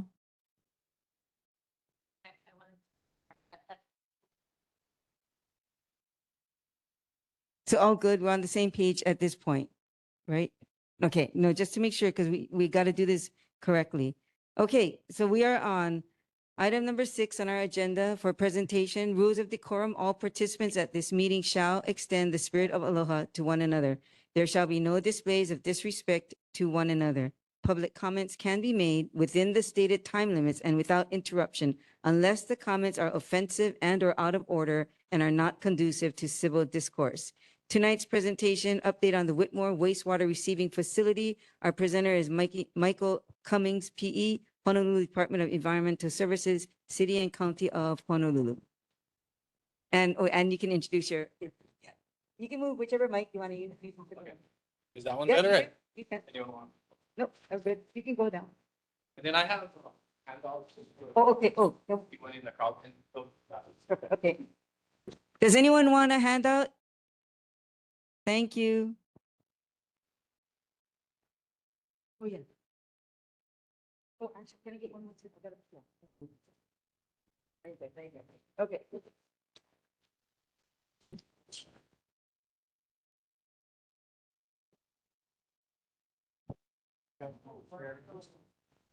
Oh, did I call it wrong?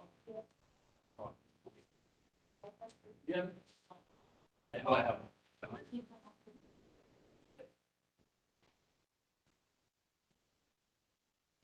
Do you guys want? You guys want the lights off? You want the lights off or? Yeah. I mean, if you guys can just reference the slides. Oh, you guys. It's just it's identical with Oh, okay, sorry. We gotta keep it on, sorry. Okay.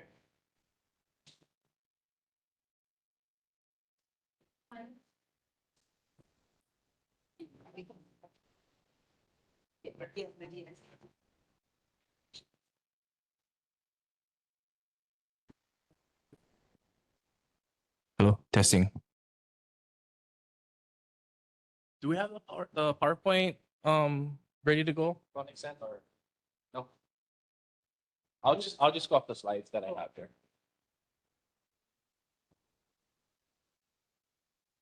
Okay, so just a quick introduction. My name is Michael Cummings.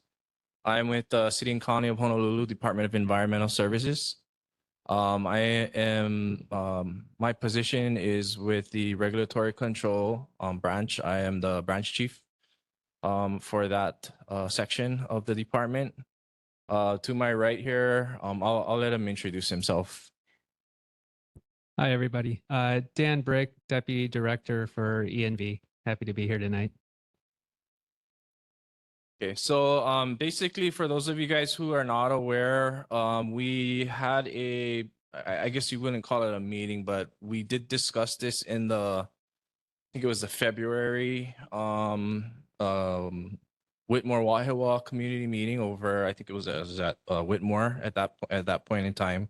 So what I'll do is, if you guys want to reference your guys's slide decks, I'll just go through and you guys can follow along, and then we can have open it up to some questions after.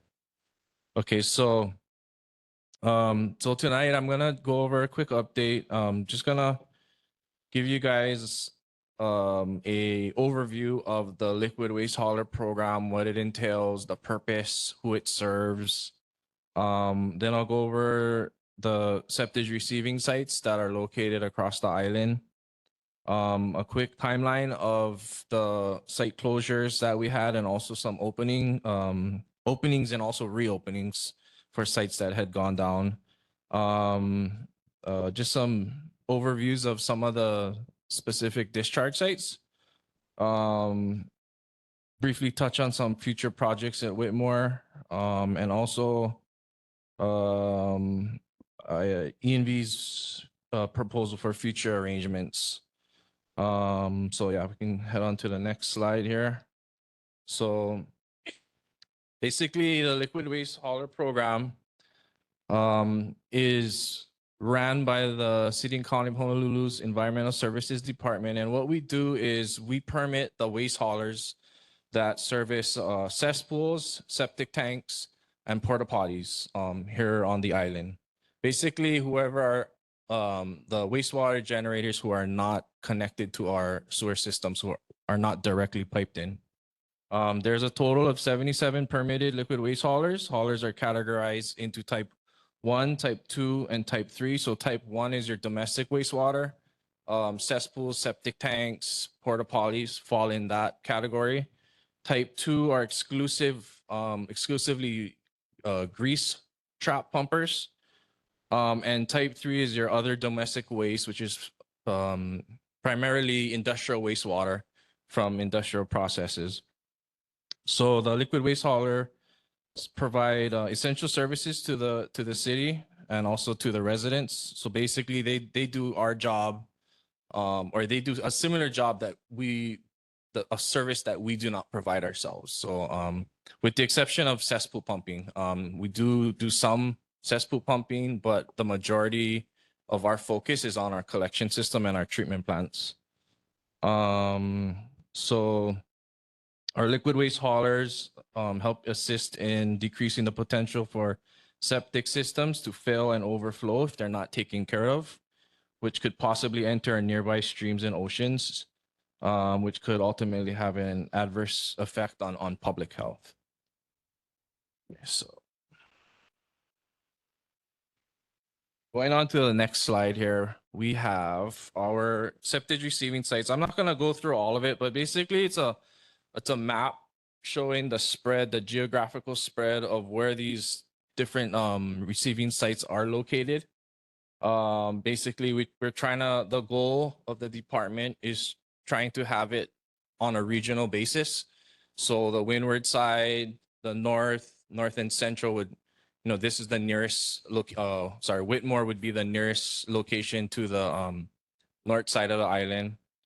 We have a site in Waianae, so that would take care of the leeward side. We also have a site at Honouliuli.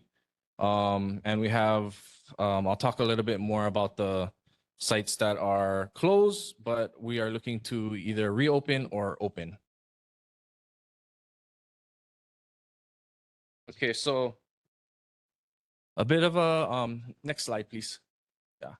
So a little bit of a timeline of pretty much kind of how we got here and why we're at this meeting tonight. So on August 31st, we had our Pearl City discharge site permanently closed, and I'll touch a little bit more on that later in a following slide. So we'll get a little bit more into details. That was one of the, I guess you could say, one of the favorite sites, the most popular site that the haulers favored over most sites. And I'll explain a little bit more why that was. On January 31st of 2025, we had a unknown toxic load come in. We didn't know exactly where it came from, but basically what happened is that it wiped out and it killed our biological processes, or sorry, our biological basically like the beneficial bugs that keep our systems going and treats our wastewater. So that happened in January 31st, and based on the feedback from the pumpers who were servicing the north side of the island, they had expressed the need for something closer for them, because the nearest site that they would have had to have driven to was either Kaneohe on the windward side or Honouliuli over in Eva Beach. So after assessing it, we selected the Whitmore pretreatment facility. And basically we opened that up in February 18th of 2025. We did receive some complaints. I think it was around in October is when we started to be made aware of it, from Representative Amy Peruso's office. So we came out, we met with her and the some community members, also council members, Matt Wire's office had a representative there also. So basically there were some concerns and some complaints about odor and also the increased traffic coming into the Whitmore community. And then on December 8th, we're looking at ways to try to mitigate the odor. And so on December 8th, we came up with a somewhat of a temporary solution, but we felt that it was promising. We created a type of a blower where it took the odor and it put it into the down into the receiving pit, I should say, down below. So you can go to the next slide, please. Okay, so this is the Pro City discharge site, and as you can see, it's basically a turnoff. Out in the background is the Wahiawā power plant, and what we found was that this site was being used at all hours of the day. It was unsecured. Basically, pumpers were coming 1, 2 a.m. in the morning, and discharging loads. There's also illegal dumping going on in that area, and it was located right across the street from a few houses in that area. So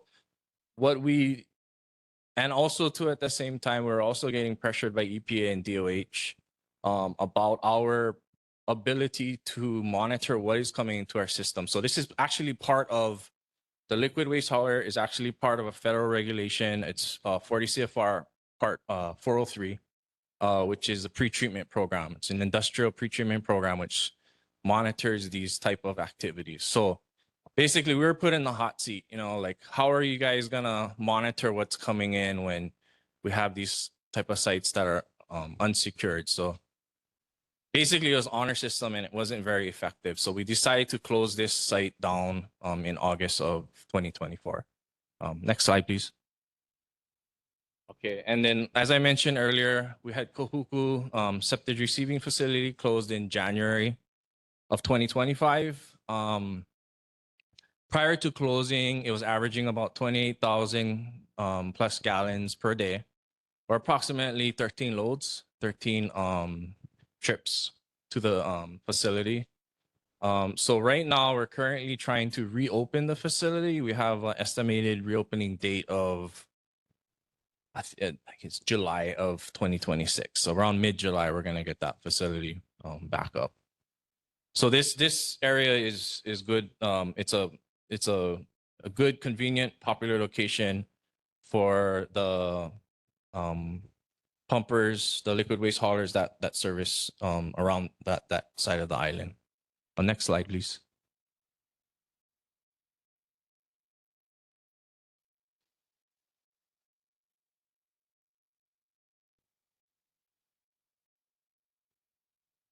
Okay, I'll just start going ahead.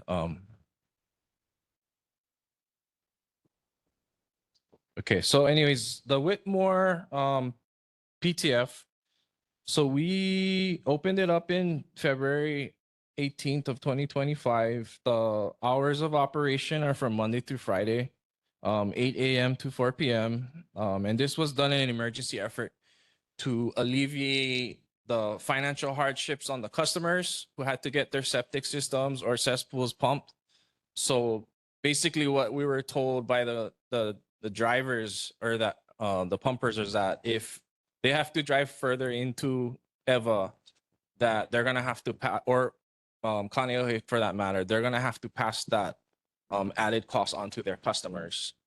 So once it did open, we were collecting data. We recorded total of 2,933 discharge events in 2025. So that averaged out to about 14 loads per day. And that number represents about 16% or so of the total discharge across the 5 discharge sites. On average, it receives about 22,000 gallons per day.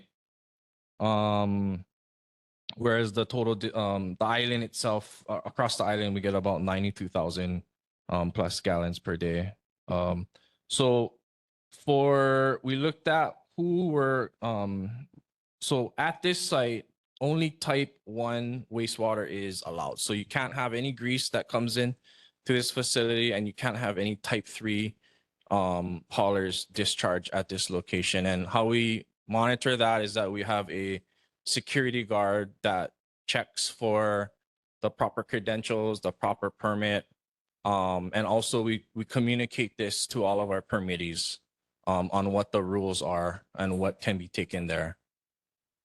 So we looked at it, and then overall there were 23 different businesses. But predominantly when we looked at the trend, it's probably about 4 to 5 companies that really use this facility on a daily basis. And they do service. When we looked at it, they do service, you know, the Whitmore farm lot areas down to Mokuleia, Wailua, Haleiwa. Once they start getting to Pupukia, and you know that does start to become a bit of a drive for them. Yeah, so next slide, please.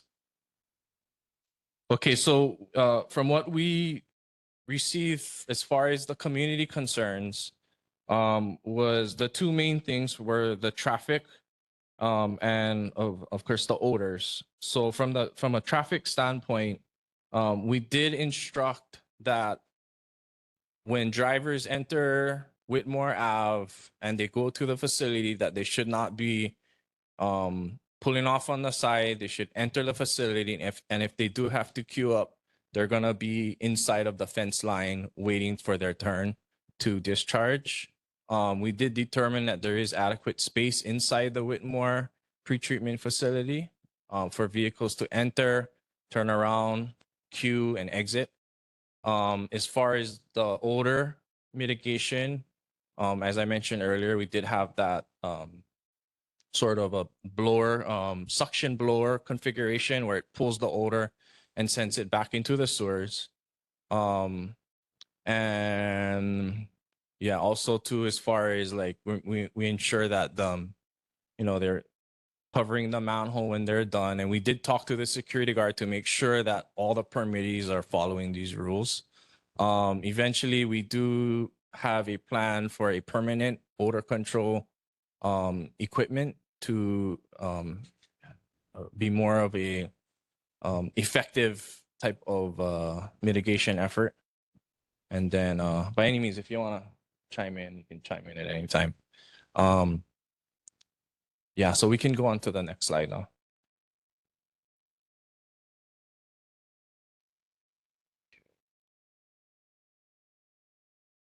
Okay, so a little bit more about Whitmore PTF, the conveyance and the pretreatment system. So sewage that is collected from Whitmore Village, it comes down, I forget how big of a pipe it is, but there's one pipe that comes down Whitmore Ave. It goes into that PTF facility. It does a U-turn But in the process of going through that pretreatment facility, the function that it serves is that there is some grit removal. So that's like your rocks, your sand and whatnot. And also there's some vertical grinders that will shred up some of like the larger, like the baby wipes, the flushable wipes that you're not supposed to flush. But and the reason for that is that after it travels down Whitmore Ave and it heads on to Cam Highway, it has to go through a siphon. So a siphon basically is just, instead of a straight pipe, it sort of kind of has like a dip and then it comes back up. But the discharge site, or the discharge side of the pipe is at a lower elevation than from when it enters. So the issue is that we have to make sure that we keep the debris out of it from settling in that siphon. So that's the purpose of the function of the PTF at Whitmore. We do have a project. So ENV has a project. It's not related to the Whitmore PTF, but it's related to the DOE regional kitchen that's coming up.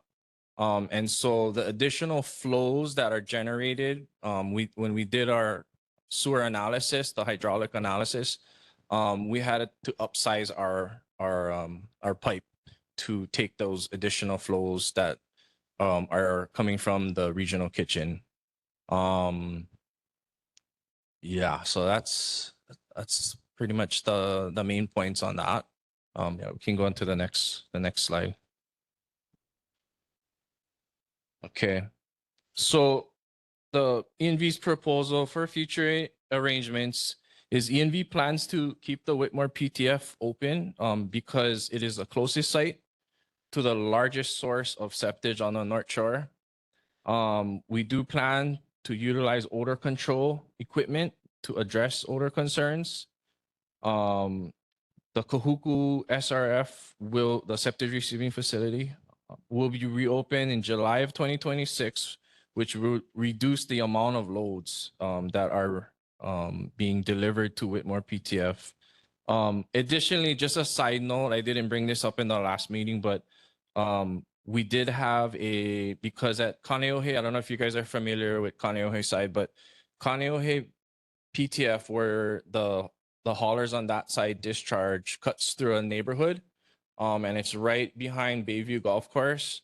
And we couldn't determine exactly why, but there was a load limit put in place. So once we reach 14 loads for the day, we would shut down the site.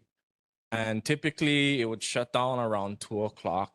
Before Kahuku went down, it was like maybe once every 2 to 3 weeks it would shut down early. But once Kahuku went down, that became a very popular site. So what we decided is to try to alleviate some of the traffic from coming to this side of the island, because when we spoke to the cesspool pumpers, they were always trying to figure out, okay, I have to operate a business. I have to make sure, I can make a living. They have important decisions to make as far as, do I go this way or do I go that way? And the feedback they gave us was that we can't drive to Kaneohe because, we're scared that on our way there, you guys are gonna reach your limit and basically shut the site down. And what that would entail is that they would have to hold whatever's in their truck to the following day. So we said, okay, we don't see a reason why we should cap it at 14. So we took the limit away. There's no limits. We just hold the hours of operation. So that's another thing that, we see that it's kind of going back to our overall strategy of, try to keep, if you generate waste in this area, you keep it on that side of the island. Additionally, for the septage that's being generated in town, mostly porta potties, there's some lift stations that get pumped out. We do have the Sand Island septic receiving facility that's anticipated to open in September of 2026 of this year. So basically ENV, as I mentioned in the last meeting and and now, you know, we're gonna try to our best to communicate our policies with the, not only just to the haulers, but you know, if there's any concerns from the community, we're here to try to work with you guys, and try to see if we can find a middle ground. You know, I know it's a very touchy subject, but at the end of the day, you know, I was talking to one of my coworkers about this. You know, we had the rocks, the landslides, the rock falls over in Waimea, which sort of cut that side of the island off. And then when we had the Kona lows, we extended the hours because a lot of the recovery efforts involve, you know, pumping out people's septic tanks, their cesspools. They couldn't basically live in their homes. And, you know, we did think it was the right decision to have that site, extended the hours, and the pumpers were very happy. You know, the feedback we were getting was that they were able to do their cleanup efforts a lot quicker than having to drive all the way to Eva Beach, for, you know, for that, just that round trip itself would have took some time. Yeah. So with that, I think that's the last slide I think I have. But yeah, so some information, our website, and then yeah, I have, if you guys have any questions, yeah, you guys gonna have plenty of questions, so that's why I brought this guy, my boss, so he can answer all the questions. We have, and first one up is Joe, and then after that, okay, go ahead. So the station over here in Whitmore, is a residential feed into that as well from Whitmore, and the new DOE kit Yeah. removal? Yes, that's correct. How about the Navy? Yes, yes.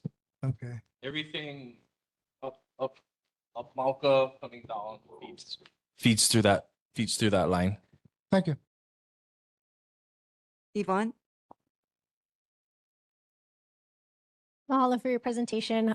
Just a couple of questions, but I'll start with one, just about like just data with the loads prior to Kahuku shutting down. How many trucks were coming to the Whitmore facility before that happened? And then I mean, I know that it sounds like the decision has already been made to leave Whitmore's, the facility open. Is there a chance that we could go back to what it was prior so that we're not having to infringe on folks' like ability to live in their community and, you know, the traffic and odor problems? Yeah. So prior to Kahuku closing, Whitmore was not open. I think way back in the day, it used to be a treatment facility. I know there's some abandoned structures there. There used to be a treatment plant over there. But that site was stood up as in response to Kahuku closing. And so to answer your question, there wasn't any discharges prior to Kahuku closing in, what would I say? I think it was like January of 2025. Yeah, so as far as the Whitmore site, you know, we want to make septage receiving convenience. We want to keep the waste local. These are local facilities for the local waste. And that helps discourage illegal dumping. If it gets too complicated, if people have to drive too far, they think, well, you know, it's easier to dump it illegally, which we really want to avoid. We're doing things to mitigate the effects, you know, traffic, odor. We really believe that when Kahuku opens back up, that will provide some alleviation to the traffic that the site sees. So we think it's better for the community overall. You know, the haulers, they'll be able to keep their prices down a little bit lower for people who use their services. There's less illegal dumping, and we're really trying to mitigate and improve these facilities so they have less of an impact for everybody. Mahalo. And can I follow up, Chair? One more Absolutely, question. yes. Go ahead. And then Um, after that, Jane. Okay, Thank you so much for responding to that. And I'm kind of curious too, because I know you folks are collecting data. Have you folks seen an uptick of folks who are using the services, like through the haulers? Like, are there folks who are having to pump off more often? And I just wanted to point out that there was a bill that was passed through the legislature. It's HB 1618 this past session that would, it's a cesspool conversion financing program. So it would assist for eligible homeowners to upgrade, convert, or connect their cesspools. So possibly looking into that, and possibly an educational piece for those individuals using the haulers might be helpful. Okay. Yeah. Thank you for that question. So, you know, I really like that question because I think that highlights sort of the importance of, for those of you guys who don't know, like we don't, when I say we, the city and county doesn't have jurisdiction over cesspools and septic systems. That falls under the State Department of Health wastewater branch. So part of the modernize, you know, like, you know, I want to look at it like that is, modernizing these facilities is being able to collect that data. You know, we do have data, but, you know, oftentimes, you know, if you go to the site, you'll see it's a security guard with a pen and paper checking things, right? So to aggregate that data and really get a handle it and analyze it, I think it would be helpful if we have that modernization of these facilities. So that's, you know, the projects that we talk about, but also to your original question, yeah, you know, we also, so the group that I'm part of, we do outreach, and part of it is we want to make sure that people know, you know, what to and what not to flush down their toilets, and also promoting periodic pump outs, because that's what a lot of people don't realize. You know, when you have a septic system, and even a lot of people who have, you know, cesspools that are like 40 years old, you know, we hear it all the time. It's like, oh, I never had to ever pump it. And when I hear that, you know, I get a little worried, because it's one of those things that over time, there's material in there that won't decompose, and you got to get it out. Yeah. So that's where I think we come into the picture, where as a utility, we got to try to help assist these homeowners, and having these sites strategically placed regionally could assist in that. And as far as, like, you know, getting information that if you guys request, as far as, you know, which sites are failing and all that type of stuff, I think it would make it easier. But right now it's just really hard, because the data we collect, it's like I said, you know, we're trying to catch up. So we're on board as far as partnering with the state. We do, I think, even though we're on two sides of the fence, we have the same goal, right? Protecting the environment. So yeah, but it's good to hear, you know, that at least from a legislative standpoint, that homeowners are, you know, top of mind and are trying to help them out and converting their cesspools. Good. Yeah, go ahead, June, and then Joe after that. Hello. It seems like the major problem was that no notice of the shifting of the loads to Whitmore was ever published out until the residents started complaining. So maybe a lesson learned. And then also, it seems like the illegal dumping of sewage has been a problem, not just recently, but I believe since the system has been invented. So I remember that they were talking about all the illegal dumping occurring at the Sand Island site, and people were complaining that they had to go down Sand Island, and that's why one of the reasons the Whitmore site was open. Do you know what the years that the Whitmore site was operating before? When you say It wasn't, you know, it was already there, right? So in other words, wasn't it being used before? Nobody recalls when. I'm not exactly sure the exact purpose, if it was used as a septic discharge site.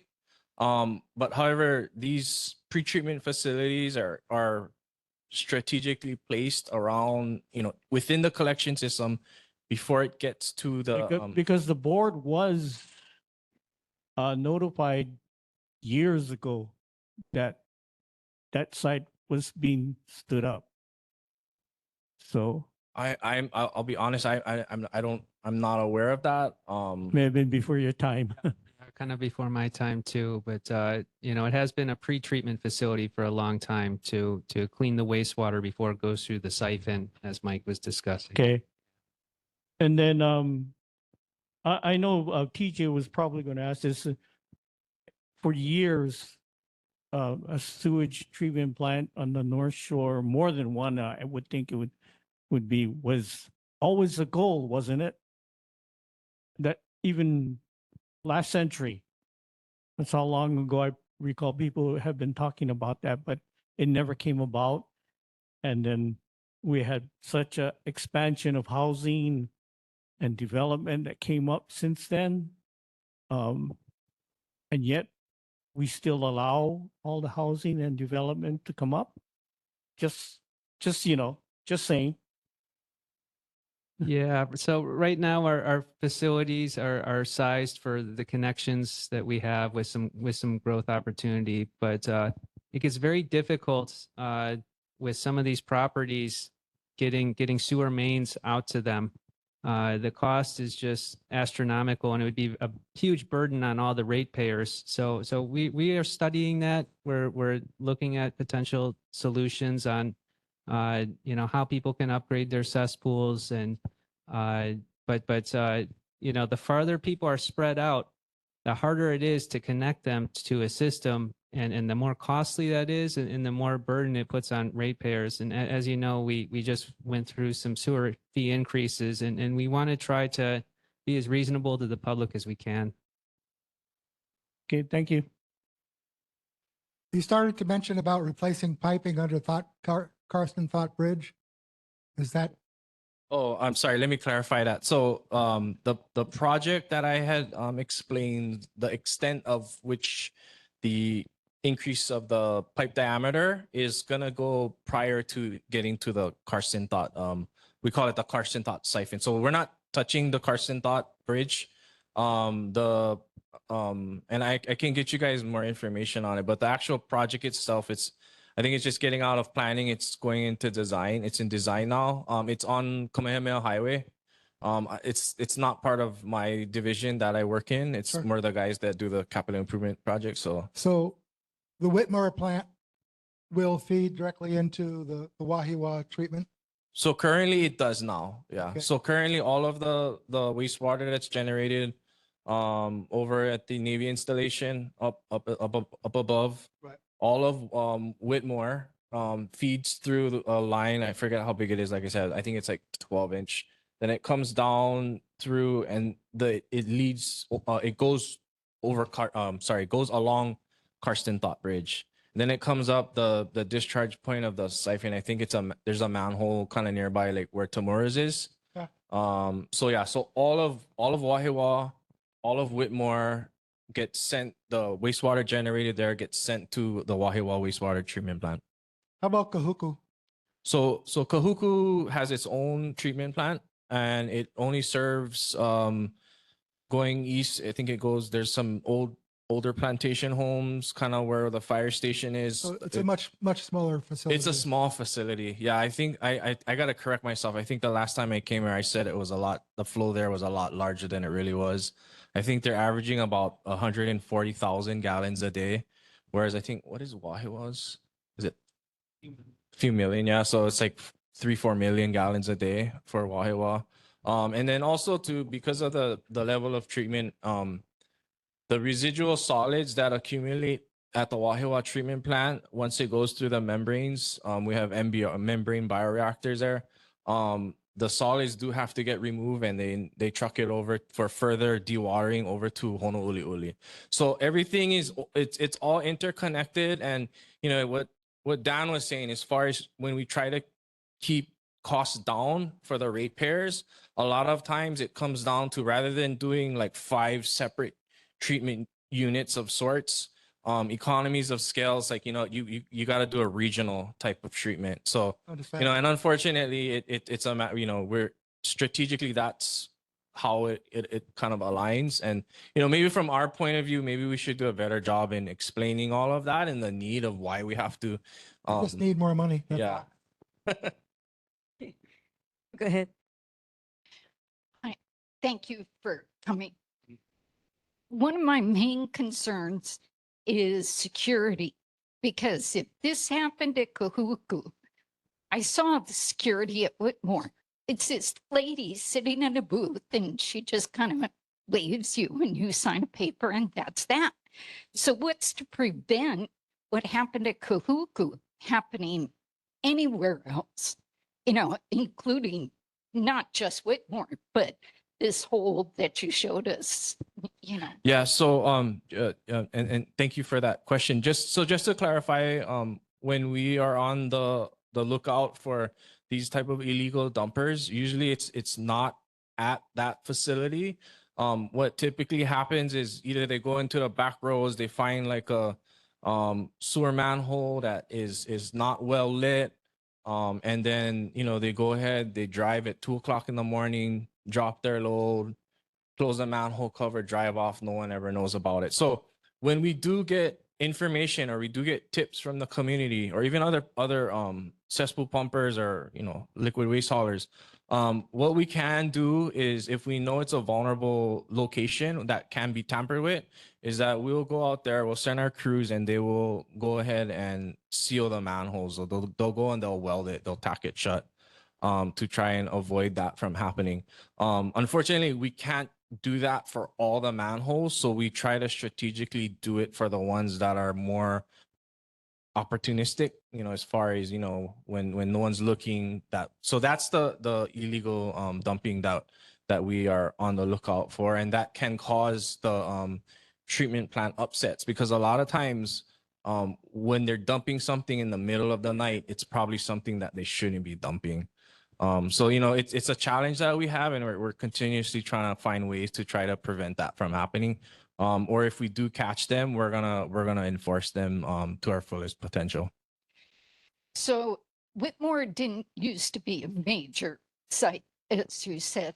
So the capacity that they can handle right now is that, how are they handling it? Because it wasn't built for all these trucks to come, right? Yeah, so the septage from Whitmore will go to Wahiawā treatment plants, and Wahiawā treatment plant can handle it very well. The plant is running very well. It has excellent numbers, and so we haven't seen any issue with the quality of treatments from this facility. And do you folks test the soil around the pipes and around the dump sites and so forth? So can you clarify that? Like, what do you mean by like the soil? Leakage and things like that. Test for leakage, Yeah, so where the septage facility is, it's a concrete area. There's really no opportunity for the waste to enter into the soil.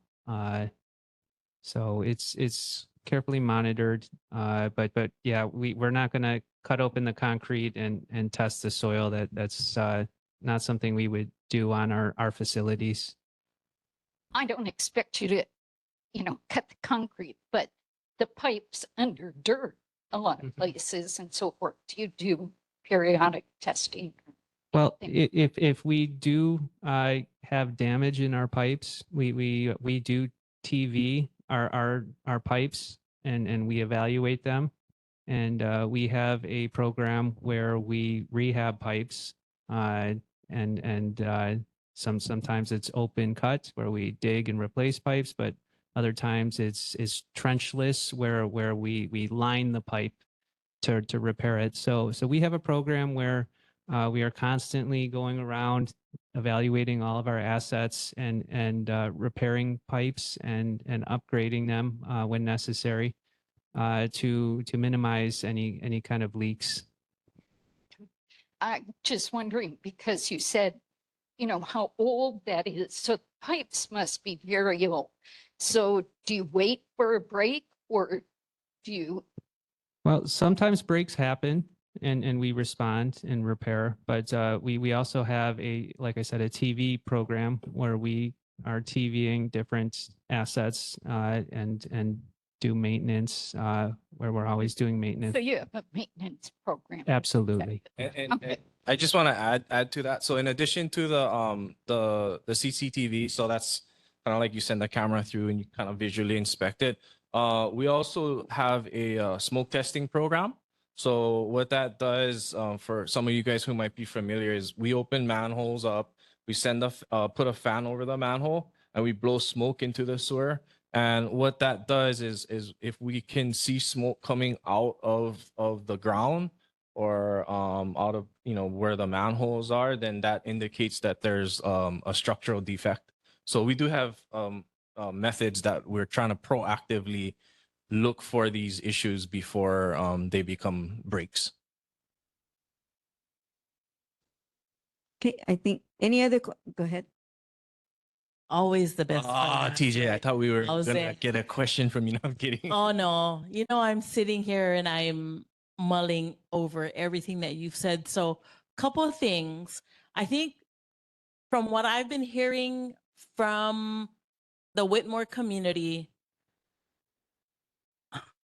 it's the lack of communication that this is going to happen, because you guys knew what was going on at Kahuku.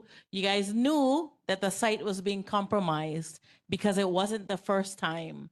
And rather than come to the community, whether it be through the Whitmore Community Association or a bulletin board at Whitmore Gym or at Whitmore Store, the community was not notified that Kahuku was being shut down and that the truck and the vehicular traffic from the haulers would increase exponentially. And I think that is the biggest concern that I've had from residents in Whitmore Village. So I think as we go forward, because this will continue to move forward until there are no more cesspools. I mean, we all know what the EPA regulation coming down in 2050 is going to do, right? But I think better communication with our residents, whether it be a mailer and add in the midweek, flyers at the grocery store or at the gym. I think better communication must be had with the community before you folks start sending in an inordinate amount of heavy vehicles. And anybody out there in TV land or here can correct me or can tell me that I'm wrong, but that's what I've been hearing. Now, the other thing too is I want to know, why is the city still permitting structures that have cesspools, right? And then how many times, let's say in 1 year, how many times does the average cesspool need to be pumped before it's considered a failing cesspool? And I get 2 more questions after that, but if for right now, just, if you could answer those. Okay, so thank you for that feedback. I think that on our side, when I did show the timeline, it was done rather quickly. It was sort of an emergency type of situation. But moving forward, we will have better communication. I agree wholeheartedly with you on that. As far as the permitting of the new structures with the cesspool, so we don't oversee that. And I'm not sure if that's the case as far as like the ability for new structures to be built with an existing cesspool or new cesspools for that matter. That would be a question for the Department of Health. So on our end, we are more on the, just when the cesspool needs to be pumped out, that's where we come in. We're not mandated to do it. I think, as a department, I think, because we do live on an island, we feel like, that is the right thing to do. Our focus is obviously, we want to make sure that the plants, because from a regulatory perspective, whether it be collection system spills or exceedances on our permit limits at our treatment plants, what we're discharging. That is our main priority because we could be enforced and levied fines against us. But yeah, as far as the cesspools, you know, that I think that's more of a state issue. But you know, like I said, we're here to partner with them if whenever there's you know, like we have sewer improvement districts, so we're trying to look to see if we have to, if we're able to extend the sewer out to them. But other than that, yeah, we don't get involved. That's not our jurisdiction. That's the state's kuleana to take care of all that type of stuff. Okay, so how many times in a year is a typical cesspool need to be pumped? Of course, based on the average size of a family, 2.5 adults, 1.45 children, etc. What do you folks see, or what do you use as a gauge to know that a cesspool is failing? Because I'm sure you must have a log of the pumpers, where they're pumping from, and the amount of discharge that they are dropping off in Whitmore. So what's your gauge for that? So as far as what constitute as a failing cesspool, you know, like I said, we don't that's not our determination to make. That's with the state. I do know that they're in a very tough position because here, you know, if you're trying to get funding assistance to convert your cesspool, you have to basically, you know, out yourself as saying I have a failing cesspool, right? So that it's a tough situation for a lot of these homeowners to be in. As far as I know, like yeah, that's a state issue. And then as far as going to like analyzing the data, it could be done, but it would require us to look at the pickup locations. Then we would have to cross-check that and do a records request with DOH, find out what type of system they have, and then we'd have to repeat that whole thing however many thousands of times, aggregate the data. So, you know, I personally would like to do that, but you know, as far as prioritizing what we need to do as a department, that's not something that we would partake in as far as analyzing that type of data, and aggregating it as such. So yeah.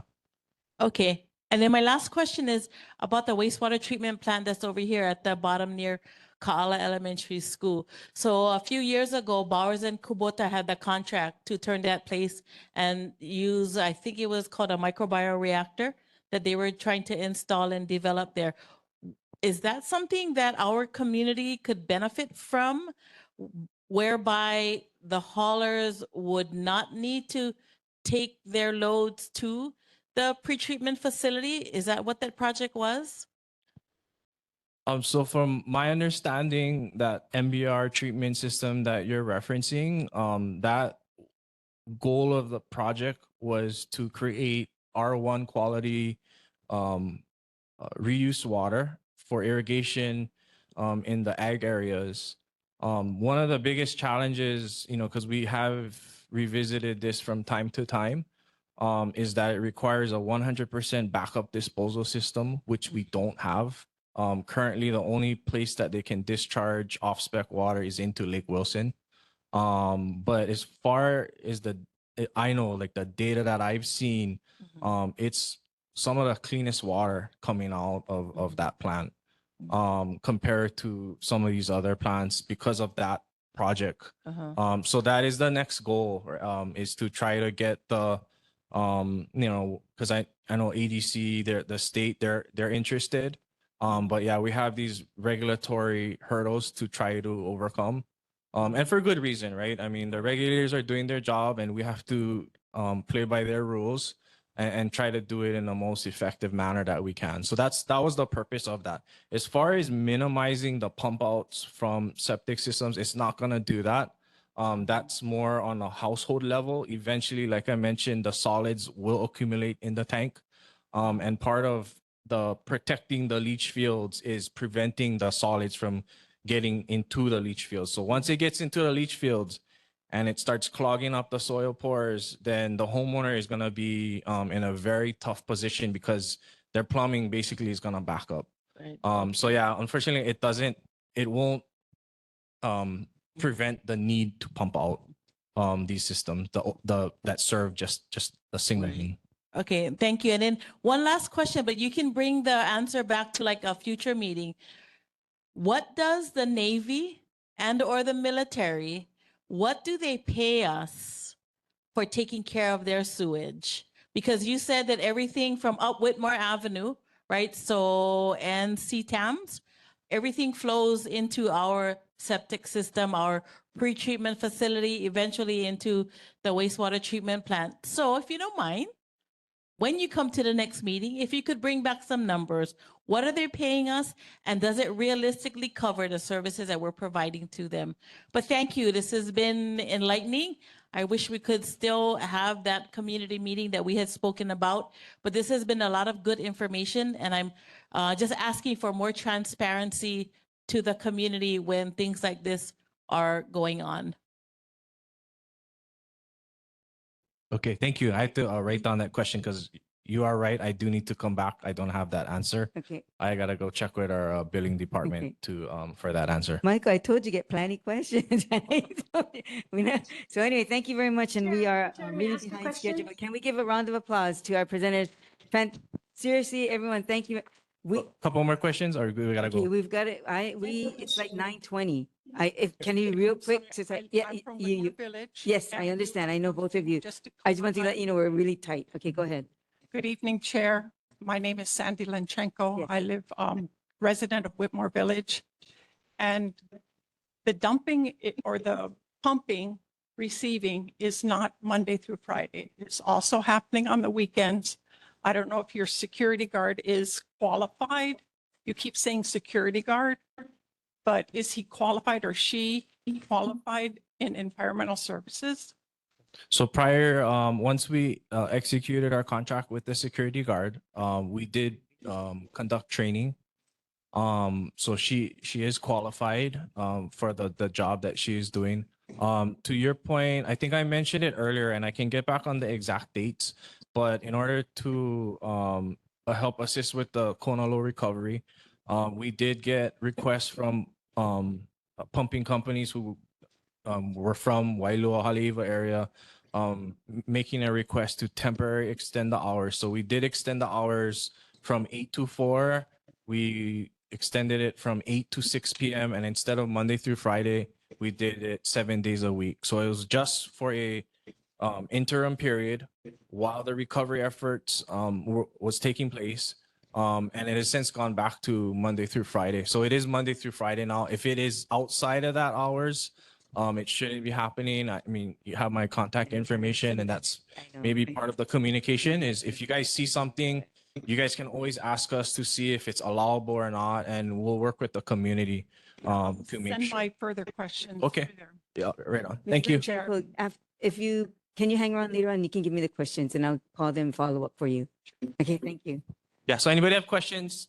Give it to Yeah. Cherry Shikawa, and then we'll be sure to follow up with any of you Do guys. this now, do it now, because we're going to be wrapping up. We are so, yeah, you're good. Hello, Chair, Board, Rin Lenchenko, Whitmore Village resident. Thank you for the information. I know there was a storm and all this stuff that's happening, but I really wish we could have did the town hall because there's so many questions because Whitmore Village is a pre-treatment center facility or whatever. The rest of them are receiving centers. So what's the difference? Because as my understanding, a pre-treatment center is they dump, pre-treat, come back, take it out, and then take it to a receiving center. Is that still what's going on with this? Or that's why I really want the town hall. I know because there's too much question. There's too many, you know what I mean? This can go on all night. This is what happened back in February. So it's like this can go on all night because there's community members concerned. But I also do want to say that it's not traffic. There's not traffic, but where you're mentioning where, okay, the trucks will have space to pull in and park and not be on the roadway. It's not going to happen because they're digging over there for the pedestrian bridge. The entrance for your guys' trucks, for the trucks to go into the facility is the pedestrian bridge access where they're already digging. So all that's why I said it's like communication, transparency. What you telling me is not what we seen. You know what I mean? Okay. Monday through Friday, like my mom mentioned, Monday through Friday. Yeah, we knew, we already said, okay, we know the storm is going on, that whatever. But prior to the community even bringing it up, that, okay, the smell is coming, this and that. It was happening before that. You know what I mean? Before the 8 to 4. That's why I said when you came in February, I'm like, no way, 8 to 4. Because if I'm leaving to go to work at 6 o'clock, there shouldn't be trucks waiting on Whitmore Ave to enter the property to offload. Then it goes back to the whole Pro City, because I know what the Pro City dump facility was. You know, I work in the area. So it's like, it's constant. There's no oversight. And that's the same thing. So it's like, you can have your policy set in stone, your whatever you guys are saying to your haulers, your drivers, your security guard, but is it being enforced? Is it being looked at? You know what I mean? Paid attention to, because we're in the community right now. Odor, not so bad. But then I'm like, okay, is it because we brought it up? So now I don't see as many trucks coming in. You know what I mean? So it's like, okay, the one company I do know that I've seen prior to the smell gecko. So it's like, I see them consistent. So, okay, if I only see them, okay, good. But now I'm seeing 5, 6 different companies. Now I'm seeing 1 to 2. So not much. But I just really, really think we should still, to continue the communication and the transparency, we really got to do the town hall. I know the storms messed it up. Everybody's trying to reach each other by email. That's the best way. But thank you for the information and thank you for being here again. And hopefully we can continue this communication open, because I really want the explanation between the receiving facility and the pretreatment facility. Thank Okay. you. And for that, I can touch on that one just briefly. And yeah, we can have the follow-up meeting, town hall meeting. But it's just a matter of, the terminology is used interchangeably. So like the Kaneohe, we call it a PTF, but it also serves as a septic receiving facility. So it's kind of just tomato. I mean, I shouldn't say tomato, not tomato kind of thing. And that's also something that I was talking to my coworkers about, is in the communication. You know, if we use 3 different words to describe the same thing, you know, it's gonna cause confusion. So thank you for the feedback. And you know, like I said, we're here to have the dialogue, and we look forward to meeting with you guys in the future. So we will work together in contact, and we'll schedule another meeting that would be more, like you said, town hall-ish versus our neighborhood board meeting. So we'll work on that. No problem. And We good? thank you so much. Thank you. Yeah, thank you for hanging with us. Thank you. Great presentation, great information. Round of applause. Did we do that already? Yes. You say thank you? Do it again. Okay, do it again. Thank you. Okay, ladies and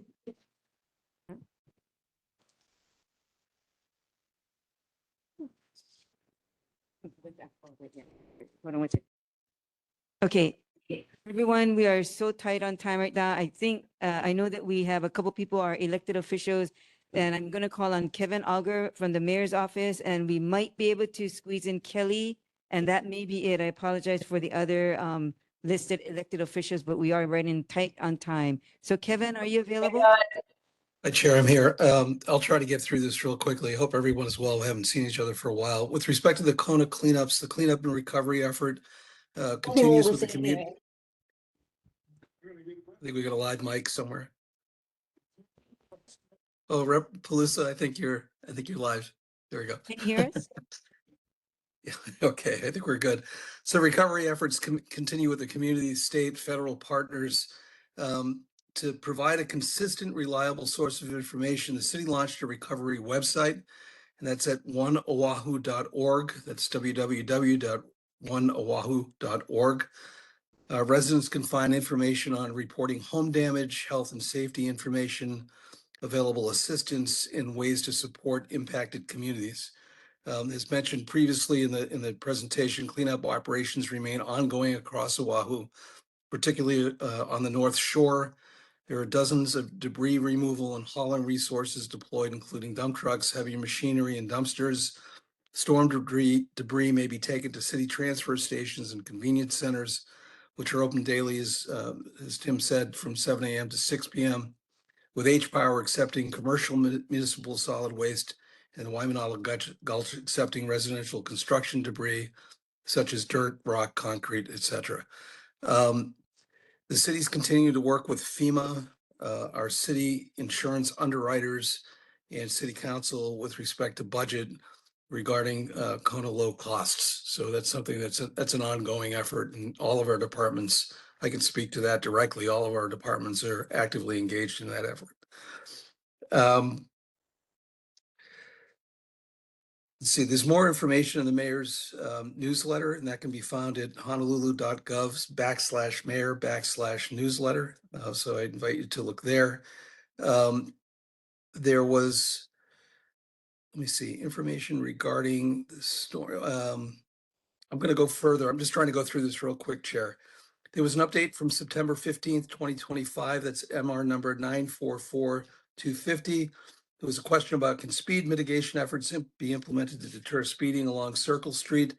DTS at that time said they would conduct an investigation and inform the board of their findings by March 2026. I don't think we had a meeting, but DTS's response was that the department had completed its investigation into speed mitigation measures, and this included a speed survey, a review of the area's traffic collision history, and a site investigation. The speed survey found that the majority of motorists on Circle Drive are traveling near the posted speed limit of 20 miles an hour.